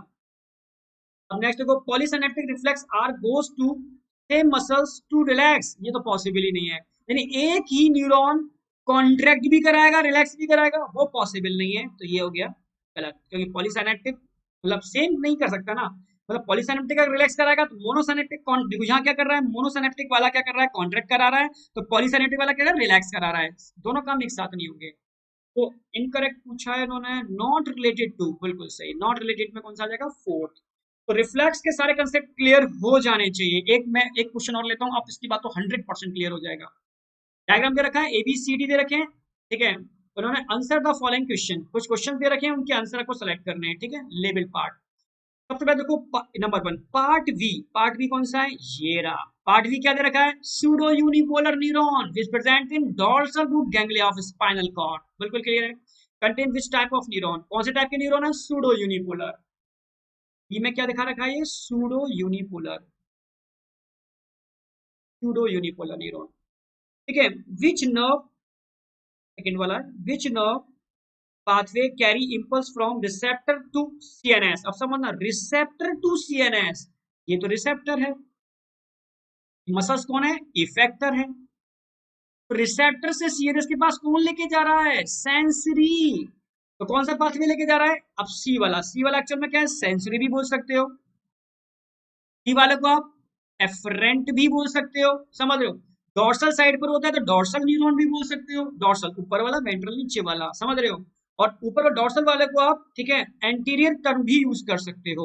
तो ये सब क्या हो गया, तो white which nerves pathway carry impulse from receptor to, आप बोलोगे सी वाला कैरी कर रहा है। फिर देखो which nerve pathway carry motor impulse, अब मोटर इंपल्स को कौन कैरी कर रहा है, ए, क्योंकि सिग्नल यहाँ सेंट्रल नर्वस सिस्टम से इफेक्टर मसल्स के पास जा रहा है, तो ये क्या हो गया, मोटर, जिसको आप इफरेंट भी बोल सकते हो, जिसको आप वेंट्रल भी बोल सकते हो, ठीक है। Which which part is not associated with the monosynaptic reflex, inter neuron, अभी बताया था मैंने, inter neuron not associated with monosynaptic, क्योंकि इंटर न्यूरॉन है तो पॉलीसिनेप्टिक ही होगा। मैच कर लो, फटाफट हो जाएगा। क्वेश्चन नंबर 1 ए, फर्स्ट, फर्स्ट क्या पार्ट, बिल्कुल सही रखा है, सूडो यूनिपोलर, यूनिपोलर दे रखा है, सूडो यूनिपोलर गलत हो गया, पहला ही गलत हो गया। सेकंड देखो, ए क्या है, सूडो यूनिपोलर न्यूरॉन, बिल्कुल राइट। सेकंड क्या दे रखा है, second which nerve pathway carry impulse from receptor to CNS, C, absolutely right. Third देखो, which nerve pathway carry motor impulse, A, बिल्कुल सही, तो डी बचेगा, एब्सोल्युटली राइट बेटा, सेकंड वाला राइट हो गया। क्वेश्चन आपसे बचेगा नहीं, रिफ्लेक्स का कंसेप्ट एकदम क्लियर। दो टाइप के रिफ्लेक्स होते हैं, तो हो गया इसके बेस पर, क्रेनियल और स्पाइनल। क्रेनियल का मतलब हो गया अगर ब्रेन के बेस्ड, ब्रेन कंट्रोल कर रहा है तो क्रेनियल, और स्पाइनल कॉर्ड कर रही है तो स्पाइनल। जैसे मैंने कहा गोलगप्पा की बात करते ही सलाइवा का आ जाना, गोलगप्पा की बात करते ही सलाइवा तभी आएगा बेटा जब आपने कभी गोलगप्पा खाया होगा, गोलगप्पे की मेमोरी आपके ब्रेन में होगी, तो गोलगप्पे के बारे में सोचोगे तो सलाइवा सीक्रेशन चालू हो जाएगा, यानी कहीं ना कहीं क्रेनियल रिफ्लेक्स है, समझ रहे हो। और खाने से सलाइवा आ रहा है, वैसे नहीं आ रहा, मतलब नेचुरल रिफ्लेक्स है। तो जितने भी नेचुरल रिफ्लेक्स होते हैं वो सब कैसे होते हैं, स्पाइनल, और जितने भी मेमोरी बेस्ड रिफ्लेक्स होते हैं वो कहीं ना कहीं क्रेनियल रिफ्लेक्स में काउंट होते हैं। क्लियर है बिल्कुल। अब लास्ट में आता है सिंपैथेटिक और पैरासिम्पैथेटिक। सिंपैथेटिक इमरजेंसी में काम करता है और पैरासिम्पैथेटिक नॉर्मल कंडीशन में काम करता है, ये मैं समझा चुका हूँ। सिंपैथेटिक में सारे के सारे स्पाइनल नर्व इन्वॉल्व होते हैं, पैरा के अंदर स्पाइनल और क्रेनियल दोनों टाइप के नर्व होते हैं।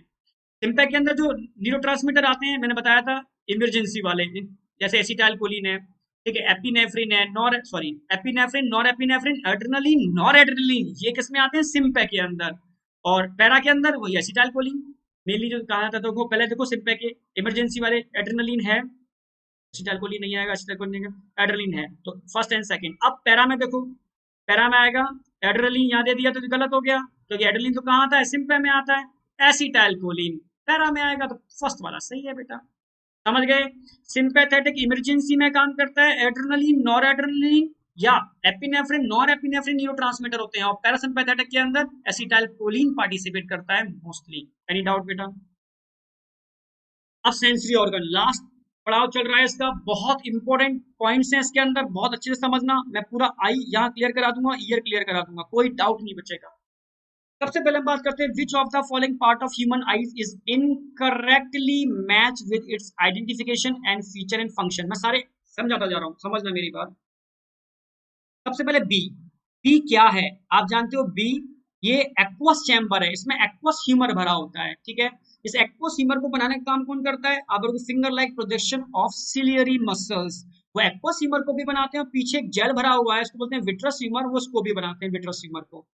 एक्वासीमर का काम क्या होता है? हमारी कॉर्निया और लेंस जो एवेस्कुलर होते हैं इनको नरिशमेंट प्रोवाइड कराना। समझना मेरी बात? इनको तो चाहिए क्योंकि एवेस्कुलर है। लेकिन विट्रसीमर का काम क्या होता है? आई की शेप को मेंटेन करना। अब ए पर आ जाओ। ए क्या दे रखा है? ए यहाँ दिख रहा है ना आपको, एक ग्रुप लाइक स्ट्रक्चर दिख रहा है। It is a thinnest part of, क्योंकि अभी 3 लेयर होते हैं आप जानते हो। आउटर वाली क्या होगी? स्क्लेरा, ठीक है। फिर उसके नीचे वाली क्या होगी? कोरॉइड। सबसे नीचे वाली क्या होगी? रेटिना।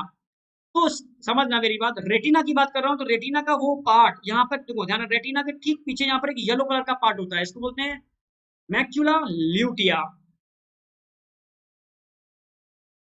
समझना मेरी बात, ल्यूटिया टर्म क्यों बोला? ल्यूटिया का मतलब यहाँ पर येलो कलर के पिगमेंट होते हैं, ल्यूटिन।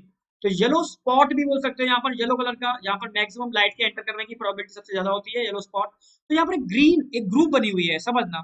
तो अगर मैं मैक्यूला ल्यूटिया की बात करता हूँ, मैक्यूला ल्यूटिया, तो मैक्यूला ल्यूटिया में बेटा रॉड भी होते हैं प्लस कोन्स भी होते हैं। पर इसका जो ए वाला पार्ट है इसको बोलते हैं फोबिया। फोबिया, फोबिया सेंट्रलिस, ये थिनेस्ट सबसे पतला थिनेस्ट पार्ट ऑफ रेटिना होता है,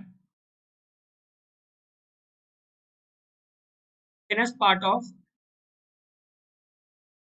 रेटिना। पहली बात, इसमें बेटा ओनली और ओनली कोन्स होते हैं, रॉड नहीं होते।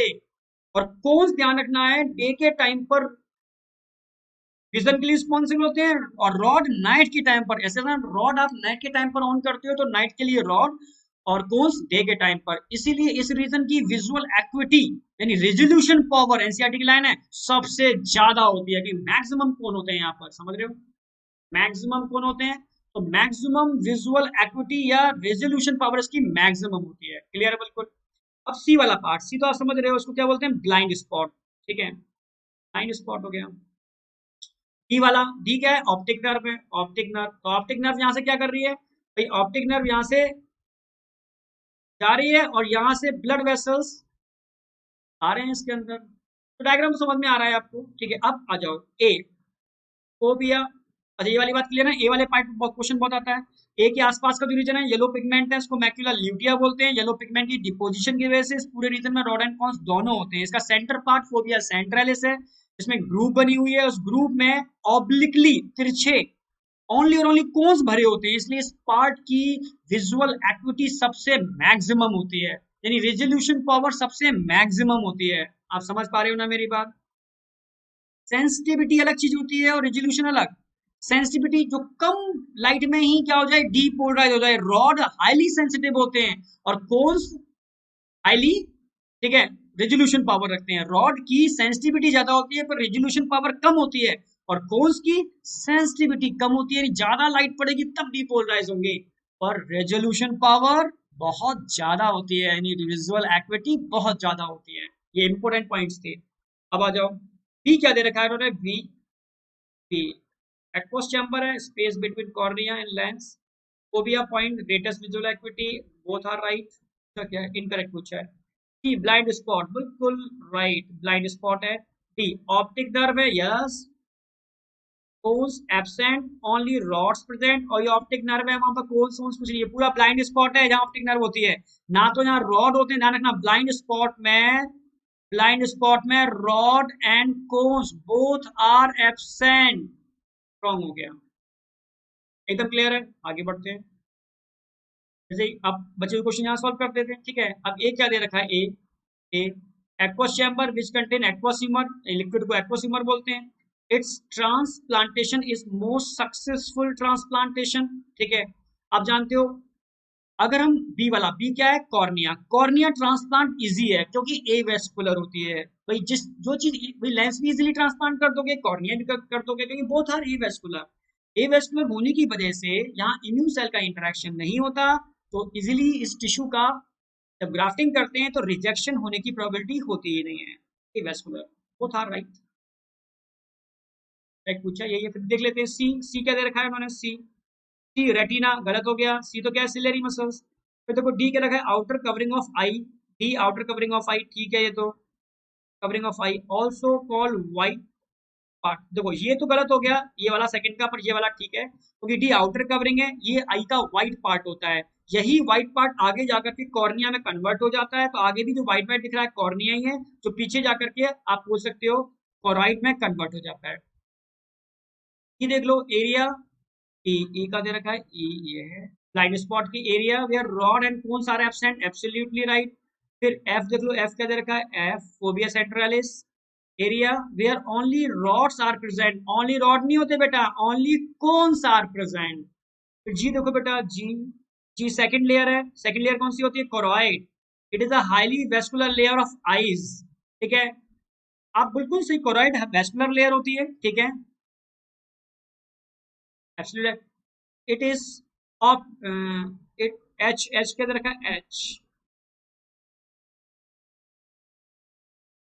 it is highly vascular layer of eyes, it is highly vascular layer of eyes, it is optic nerve, H optic nerve। अच्छा एक चीज देख लो, मैं समझा दूं आपको, ठीक है। हाईली वेस्कुलर होती है रेटिना, एनसीईआरटी की लाइन है। वेस्कुलर होती है पर हाईली टर्म लगाती है, यहाँ पर हाईली रेटिना होती है, ठीक है। वेस्कुलर होती है पर हाईली टर्म नहीं लगेगी, पर इस जो कोरॉइड होती है, अब क्वेश्चन आएगा पिगमेंटेड लेयर कौन सी होती है, कोरॉइड। हाईली वेस्कुलर कौन सी होती है, रेटिना। पर बोथ आर वेस्कुलर, जबकि जो आउटर लेयर होती है स्क्लेरा, वो कैसी होती है, A vascular, H optic nerve. ये फर्स्ट वाला पार्ट गलत हो गया, तो जो एब्सोल्युटली राइट आ रहा है वो कौन सा रहा है, वन एक्वस चैम्बर, ए एक्वस चैम्बर है विच कंटेन एक्वस ह्यूमर, ठीक है। बी वाला क्या दे रखा है, it's transplantation is most successful transplantation, ये कॉर्निया है, इसका ट्रांसप्लांटेशन सक्सेसफुल है। एनी डाउट बेटा, यहाँ ध्यान रखना हाईली और वेस्कुलर में अंतर आ जाएगा।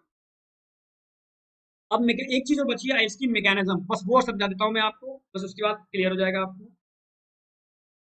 समझने की कोशिश करना। देखो हमारी जो आईज का विजन होता है बाइनोक्यूलर विजन होता है, यानी हम दोनों आईज को एक साथ मूव करते हैं, पर कुछ एनिमल एक लेफ्ट और एक राइट कर लेते हैं, जैसे बर्ड्स में देखा होगा वो, ठीक है।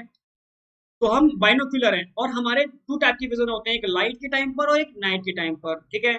लाइट के टाइम पर जो होता है उसको बोलते हैं फोटोपिक विजन, और नाइट के टाइम पर होता है स्कोटोपिक विजन। तो मैं कोई भी एक एग्जांपल ले लेता हूँ, स्कोटोपिक विजन की बात कर लेता हूँ, ठीक है।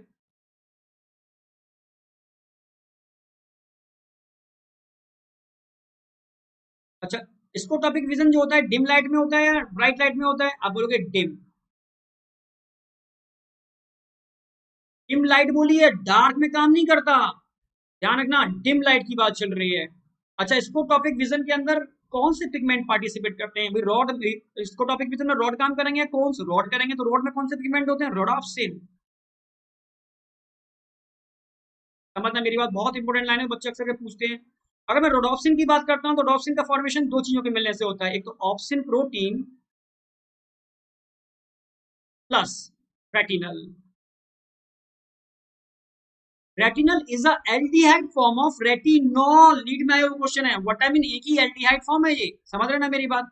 और ये भी सिस फॉर्म में होती है, सिस फॉर्म में।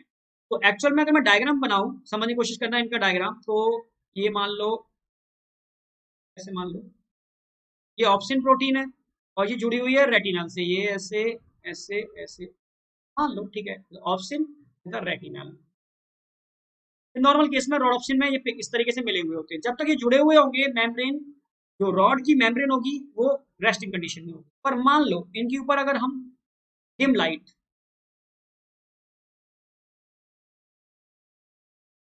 अप्लाई करते हैं, नाइट के टाइम पर डिम लाइट जो होती है, तो क्या होगा, इन दोनों के बीच में सेग्रीगेशन हो जाएगा, ब्लीचिंग हो जाएगी, सेग्रीगेशन हो गया, ये सेग्रीगेशन, ये अलग हो गया, समझना, और ये अलग हो गया, यानी रेटिनल अलग होते ही इससे कन्वर्ट हो जाएगा ट्रांस, ट्रांसफॉर्म, आइसोमेरिक फॉर्म में cis and trans.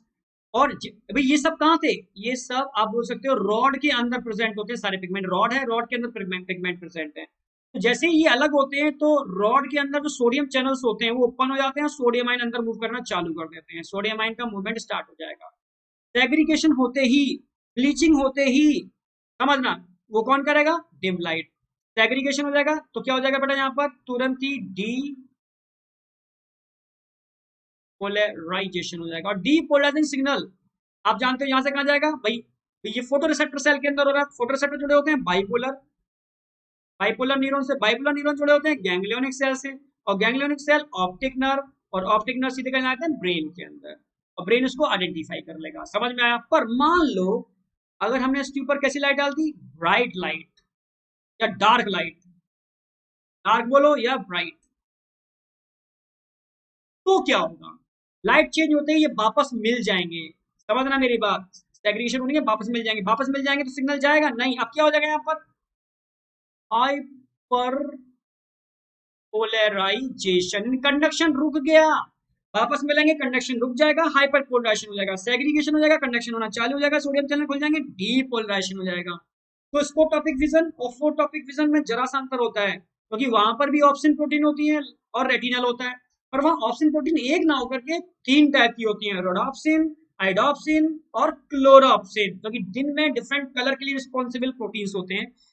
Second vision के अंदर सेम यही मैकेनिज्म है, बस वहां ध्यान रखना है आपको कि इस तरह की कॉम्बिनेशन 3 टाइप के बनते हैं, ठीक है? ऑप्शन प्रोटीन 3 टाइप के हैं तो कॉम्बिनेशन 3 टाइप के बनेंगे, जिस टाइप की लाइट पड़ेगी उसी टाइप के कॉम्बिनेशन में सेग्रीगेशन होगा। तो एनसीईआरटी की लाइन है, अगर व्हाइट लाइट हम अपनी आईज पर डालते हैं, सनलाइट डालते हैं, तो तीनों टाइप के कॉम्बिनेशन ओपन हो जाते हैं और हमें सारे रंग दिखने चालू हो जाते हैं। तो व्हाइट लाइट के अंदर तीनों टाइप के ऑप्शन प्रोटीन रेटिनल से सेग्रीगेट होते हैं, सेपरेट होते हैं, तीनों टाइप के सिस्टम के अंदर डीपोलराइजेशन होता है और हमें सारे दुनिया के रंग दिखने चालू हो जाते हैं, क्योंकि 3 रंग के मिलने से दुनिया के सारे कलर्स बनते हैं। मैकेनिज्म क्लियर हो गई होगी, एकदम क्रिस्टल क्लियर हो गई होगी। What is not true for blind spot? Optic nerve leave the eye at this point, बिल्कुल एब्सोल्युटली राइट है, क्योंकि यहाँ से ब्लाइंड स्पॉट से ऑप्टिक नर्व जाती है। Photoreceptor cell are not present, absolutely right, photoreceptor cell नहीं होते, रॉड एंड कॉन्स नहीं होते। Lateral to it's like fovea with cones, बिल्कुल सही, क्योंकि एनसीईआरटी की लाइन है, ध्यान रखना कि जहां ब्लाइंड स्पॉट होता है उसके लेटरल साइड में क्या होता है, फोबिया सेंट्रलिस, जहां सिर्फ क्या होते हैं, ऑब्लिकली कोन्स भरे हुए होते हैं। विजुअल एक्टिविटी इज ग्रेटेस्ट, अरे विजुअल एक्टिविटी यहाँ ग्रेटेस्ट कैसे हो जाएगी, ब्लाइंड स्पॉट में तो विजुअल एक्टिविटी होती ही नहीं है बेटा, क्योंकि यहाँ पर रॉड एंड कोन्स नहीं होते, नॉट रिलेटेड।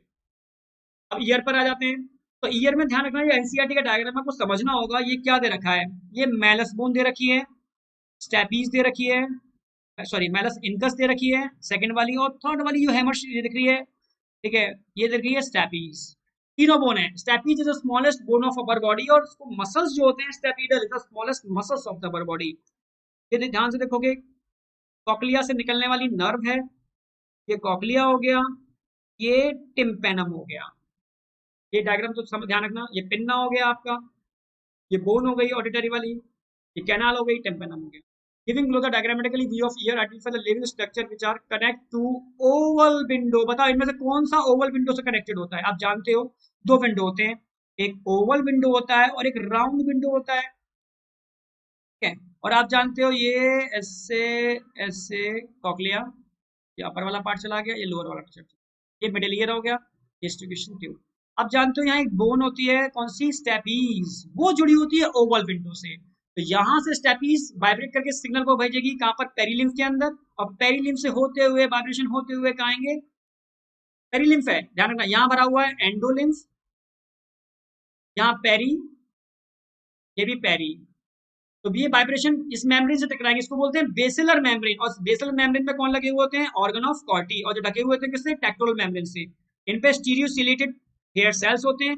जब वाइब्रेशन, यानी क्वेश्चन आया हुआ क्वेश्चन है कि इन वाइब्रेशन से किस मेम्ब्रेन में रिपल्शन होते हैं, अंगेज्ड टेक्टोरल मेम्ब्रेन। आप बोलोगे बेसिलर मेम्ब्रेन में रिपल्शन होते हैं अंगेज्ड टेक्टोरल मेम्ब्रेन। तो टेक्टोरल मेम्ब्रेन में हेयर सेल टकराते हैं, तो टकराते ही इनके अंदर क्या होता है, डीपोलराइजेशन, और सिग्नल ऑप्टिक नर्व के थ्रू कहाँ जाता है, हमारे ब्रेन के टेम्पोरल रीजन के अंदर। आप समझे मेरी बात? ये मैकेनिज्म ऑफ हियरिंग भी मैंने समझा दी बेटा, क्योंकि मिडिल ईयर आप जानते हो, मिडिल ईयर में तीनों बोन्स होते हैं, इन बोन से सिग्नल कहाँ आता है, एम्पलीफाई होता हुआ, बोलोगे कॉकलिया, कॉकलिया की बाहर वाली इस कैविटी को बोलते हैं पेरिलिम्फ, और अंदर वाली कैविटी को बोलते हैं, कैविटी में भरी हुई लिक्विड को बोलते हैं एंडो।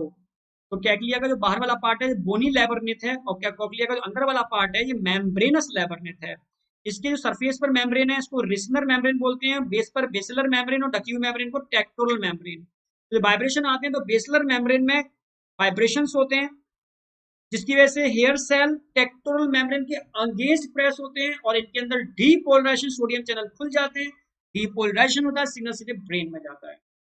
तो कंसेप्ट क्लियर हो गया होगा, आगे बढ़ते हैं। फॉलोइंग, अब समझो ये एनसीईआरटी का डायग्राम है अगेन, तो आप जानते हो ये कौन सा लिक्विड भरा हुआ है, एंडो, यहाँ पर क्या है पेरी, यहाँ भी क्या है पेरी। ये कौन सी मेम्ब्रेन है, विस्नर्स मेम्ब्रेन। ये कौन सी है, डी वाली बेसिलर मेम्ब्रेन, ठीक है। और ये कौन सी मेम्ब्रेन है, पेक्टोरल मेम्ब्रेन। ये क्या है, ऑर्गन ऑफ बॉडी। यानी ये बेसिक चीजें आपको पता है, हमने डायग्राम में समझा चुकी हैं, ठीक है। अब इन्होंने पूछा क्या, what is the correct identification level. A पर आ जाओ। ए क्या दे रखा है, ये base organ of Corti, organ of Corti है, located on the Reissner's membrane. क्या organ of Corti Reissner's membrane पर लोकेटेड होते हैं, नो बेटा, बेसिलर मेम्ब्रेन पर लोकेटेड होते हैं। रिस्नर्स मेम्ब्रेन तो अपर वाली हो गई, रॉन्ग हो गया। फिर देखो बी क्या दे रखा है, बी बी बी टेक्टोरल, बिल्कुल tectorial membrane and elastic membrane avoid the sorry elastic membrane above the sensory hair, बिल्कुल सही। विद स्टीरियोसीलिया, क्योंकि यहाँ स्टीरियोसीलिया होते हैं, which are supplied by the branch of auditory nerve, absolutely right, यही सही है। सी देखो, सी सी कहाँ है, सी रहा, स्केला मीडिया है, स्केला मीडिया, ठीक है। फिल्ड विद पेरिलिम्फ ना, स्केला मीडिया में तो एंडोलिम्फ होता है, पेरी नहीं होता। अब डी देखो, डी डी कहाँ है, डी ये है, डी बेसिलर मेम्ब्रेन है, यहाँ कौन रेस्टल है।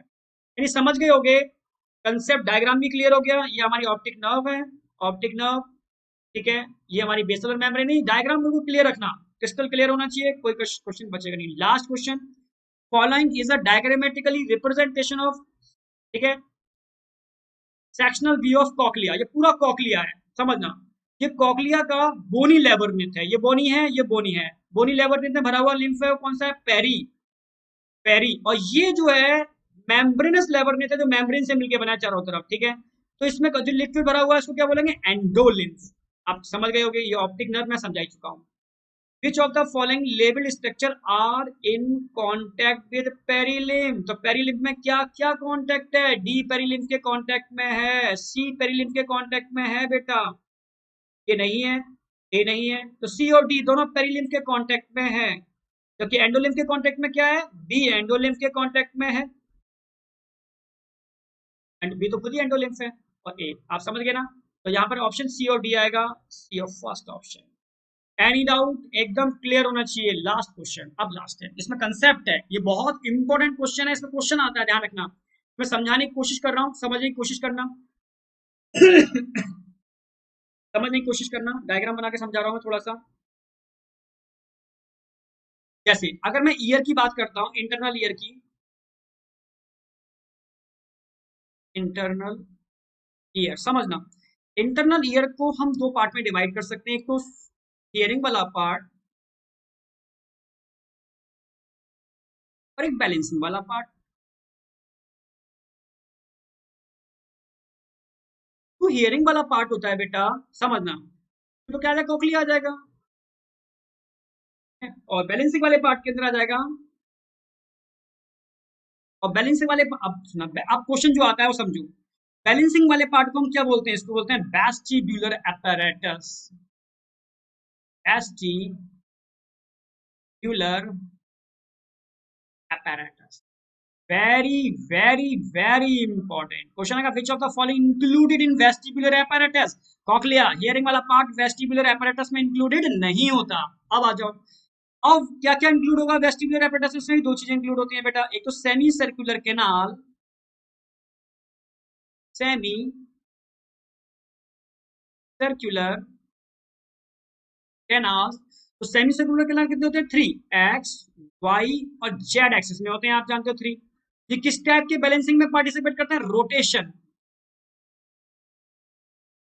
यानी अगर कोई डांस कर रहा है डायनेमिक रोटेशन में, 3 एक्सिस में, एक्स वाई जेड एक्सिस में, तो बैलेंसिंग पार्ट क्या होगा, semi circular canal. In semi circular canal में टर्मिनल वाले पार्ट पर एक एम्पुला होता है, उसमें सेंसरी ऑर्गन क्रिस्टा होता है, क्लियर है। तो एक्चुअल में सेमी सर्कुलर कैनाल के अंदर मिलने वाले एम्पुला में मिलने वाले क्रिस्टा डायनेमिक रोटेशन में बैलेंसिंग में हेल्प करते हैं। अब दूसरा क्या है, ऑटोलिथ, ऑटोलिथ ऑर्गन, ये बहुत इंपॉर्टेंट है, ठीक है।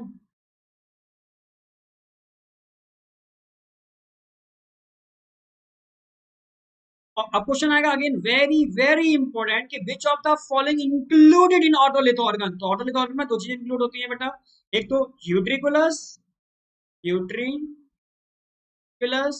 और सेकंड होता है sacculus. Utriculus and sacculus both are included in otolith organ. तो ये किस टाइप की बैलेंसिंग में, आप बोलोगे लीनियर एसिलरेशन, लीनियर एसिलरेशन, यानी आप स्ट्रेट चल रहे हो, हॉरिजॉन्टल चल रहे हो, जैसे जैसे भी चल रहे हो, वर्टिकल चल रहे हो, और आप चल रहे हो, स्ट्रेट चल रहे हो, तो यूट्रिकुलस सैक्युलस पार्टिसिपेट करेंगे। घूम रहे हो तो सेमी सर्कुलर कैनाल या स्टैटिक इक्विलिब्रियम। आप खड़े हुए हो, बैलेंसिंग कौन कराएगा, utriculus sacculus. Static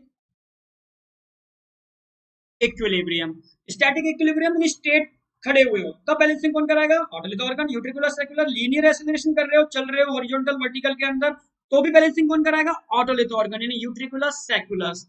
dynamic rotation कर रहे हो तो सेमी सर्कुलर कैनाल, और यानी सेमी सर्कुलर कैनाल और otolith organ are included in vestibular apparatus, और ये सब रिस्पॉन्सिबल होते हैं बैलेंसिंग। हियरिंग वाला पार्ट कॉक्लिया अलग हो गया। तो ये कंसेप्ट है जहां से क्वेश्चन आता ही आता है, कभी कभी सीक्वेंस पूछी गई है तो ध्यान रखना। सबसे पहले क्या आएगा, कॉक्लिया। कॉक्लिया के नीचे लगा हुआ होता है, ठीक है, सेमी सर्कुलर कॉक्लिया इस साइड में, सॉरी कॉक्लिया नहीं, इसकी बात कर रहे हैं, कॉक्लिया तो अलग हो गया, पार्टी अलग हो गया कॉक्लिया। हम बात करते हैं इन पार्ट की। सबसे पहले आते हैं semi circular canal. Semi circular canal के नीचे होता है यूट्रिकुलस, और यूट्रिकुलस के नीचे होता है सैक्युलस, समझ रहे हो। और आप कहो तो इसके नीचे होता है कॉक्लिया, समझ रहे हो ना मेरी बात। तो सीक्वेंस पूछेगा, अगर डायग्राम बनाऊंगा तो ये सेमी सर्कुलर कैनाल होते हैं इस तरीके से, और सेमी सर्कुलर कैनाल के नीचे यूट्रिकुलस होता है, फिर नीचे सैक्युलस होता है, और इसके नीचे फिर यहाँ होता है कॉक्लिया। तो सीक्वेंस पे भी बार क्वेश्चन आया है, तो वो भी आपको ध्यान रखना है। ये सारे कंसेप्ट मैंने एकदम सेट कर दिए हैं विद मैकेनिज्म, कुछ भी नहीं छोड़ा है बेटा। यानी इससे 2 से 3 क्वेश्चन पक्के होते हैं। सेंसरी ऑर्गन बहुत इंपॉर्टेंट है, एनसीईआरटी मैंने पूरी कवर कर दी है। मैंने बहुत ट्रिकली पढ़ाया है बेटा आपको, एनसीईआरटी के एक एक पॉइंट पर क्वेश्चन बनाया और एनसीईआरटी के एक एक कंसेप्ट को समझाया है, ठीक है। अच्छा लगे तो बेटा thank you, have a trust in yourself and be a winner. ये मैं आपसे कई बार बोलता हूँ कि 2020 अब सर पर है, यानी आ चुका है। फुल कॉन्फिडेंस रखना, और 100% आप क्रैकर होगे ही होगे। थैंक यू बेटा, लेट्स क्रैक नीट यूजी। अगर आप सब्सक्रिप्शन लेते हैं तो मेरा कोड MD001 आपको याद रखना है, तो 10% डिस्काउंट प्रोवाइड कराएगा। Again God bless you for NEET 2020।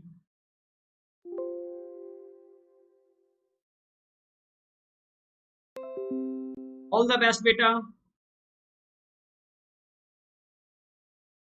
All the best all of you.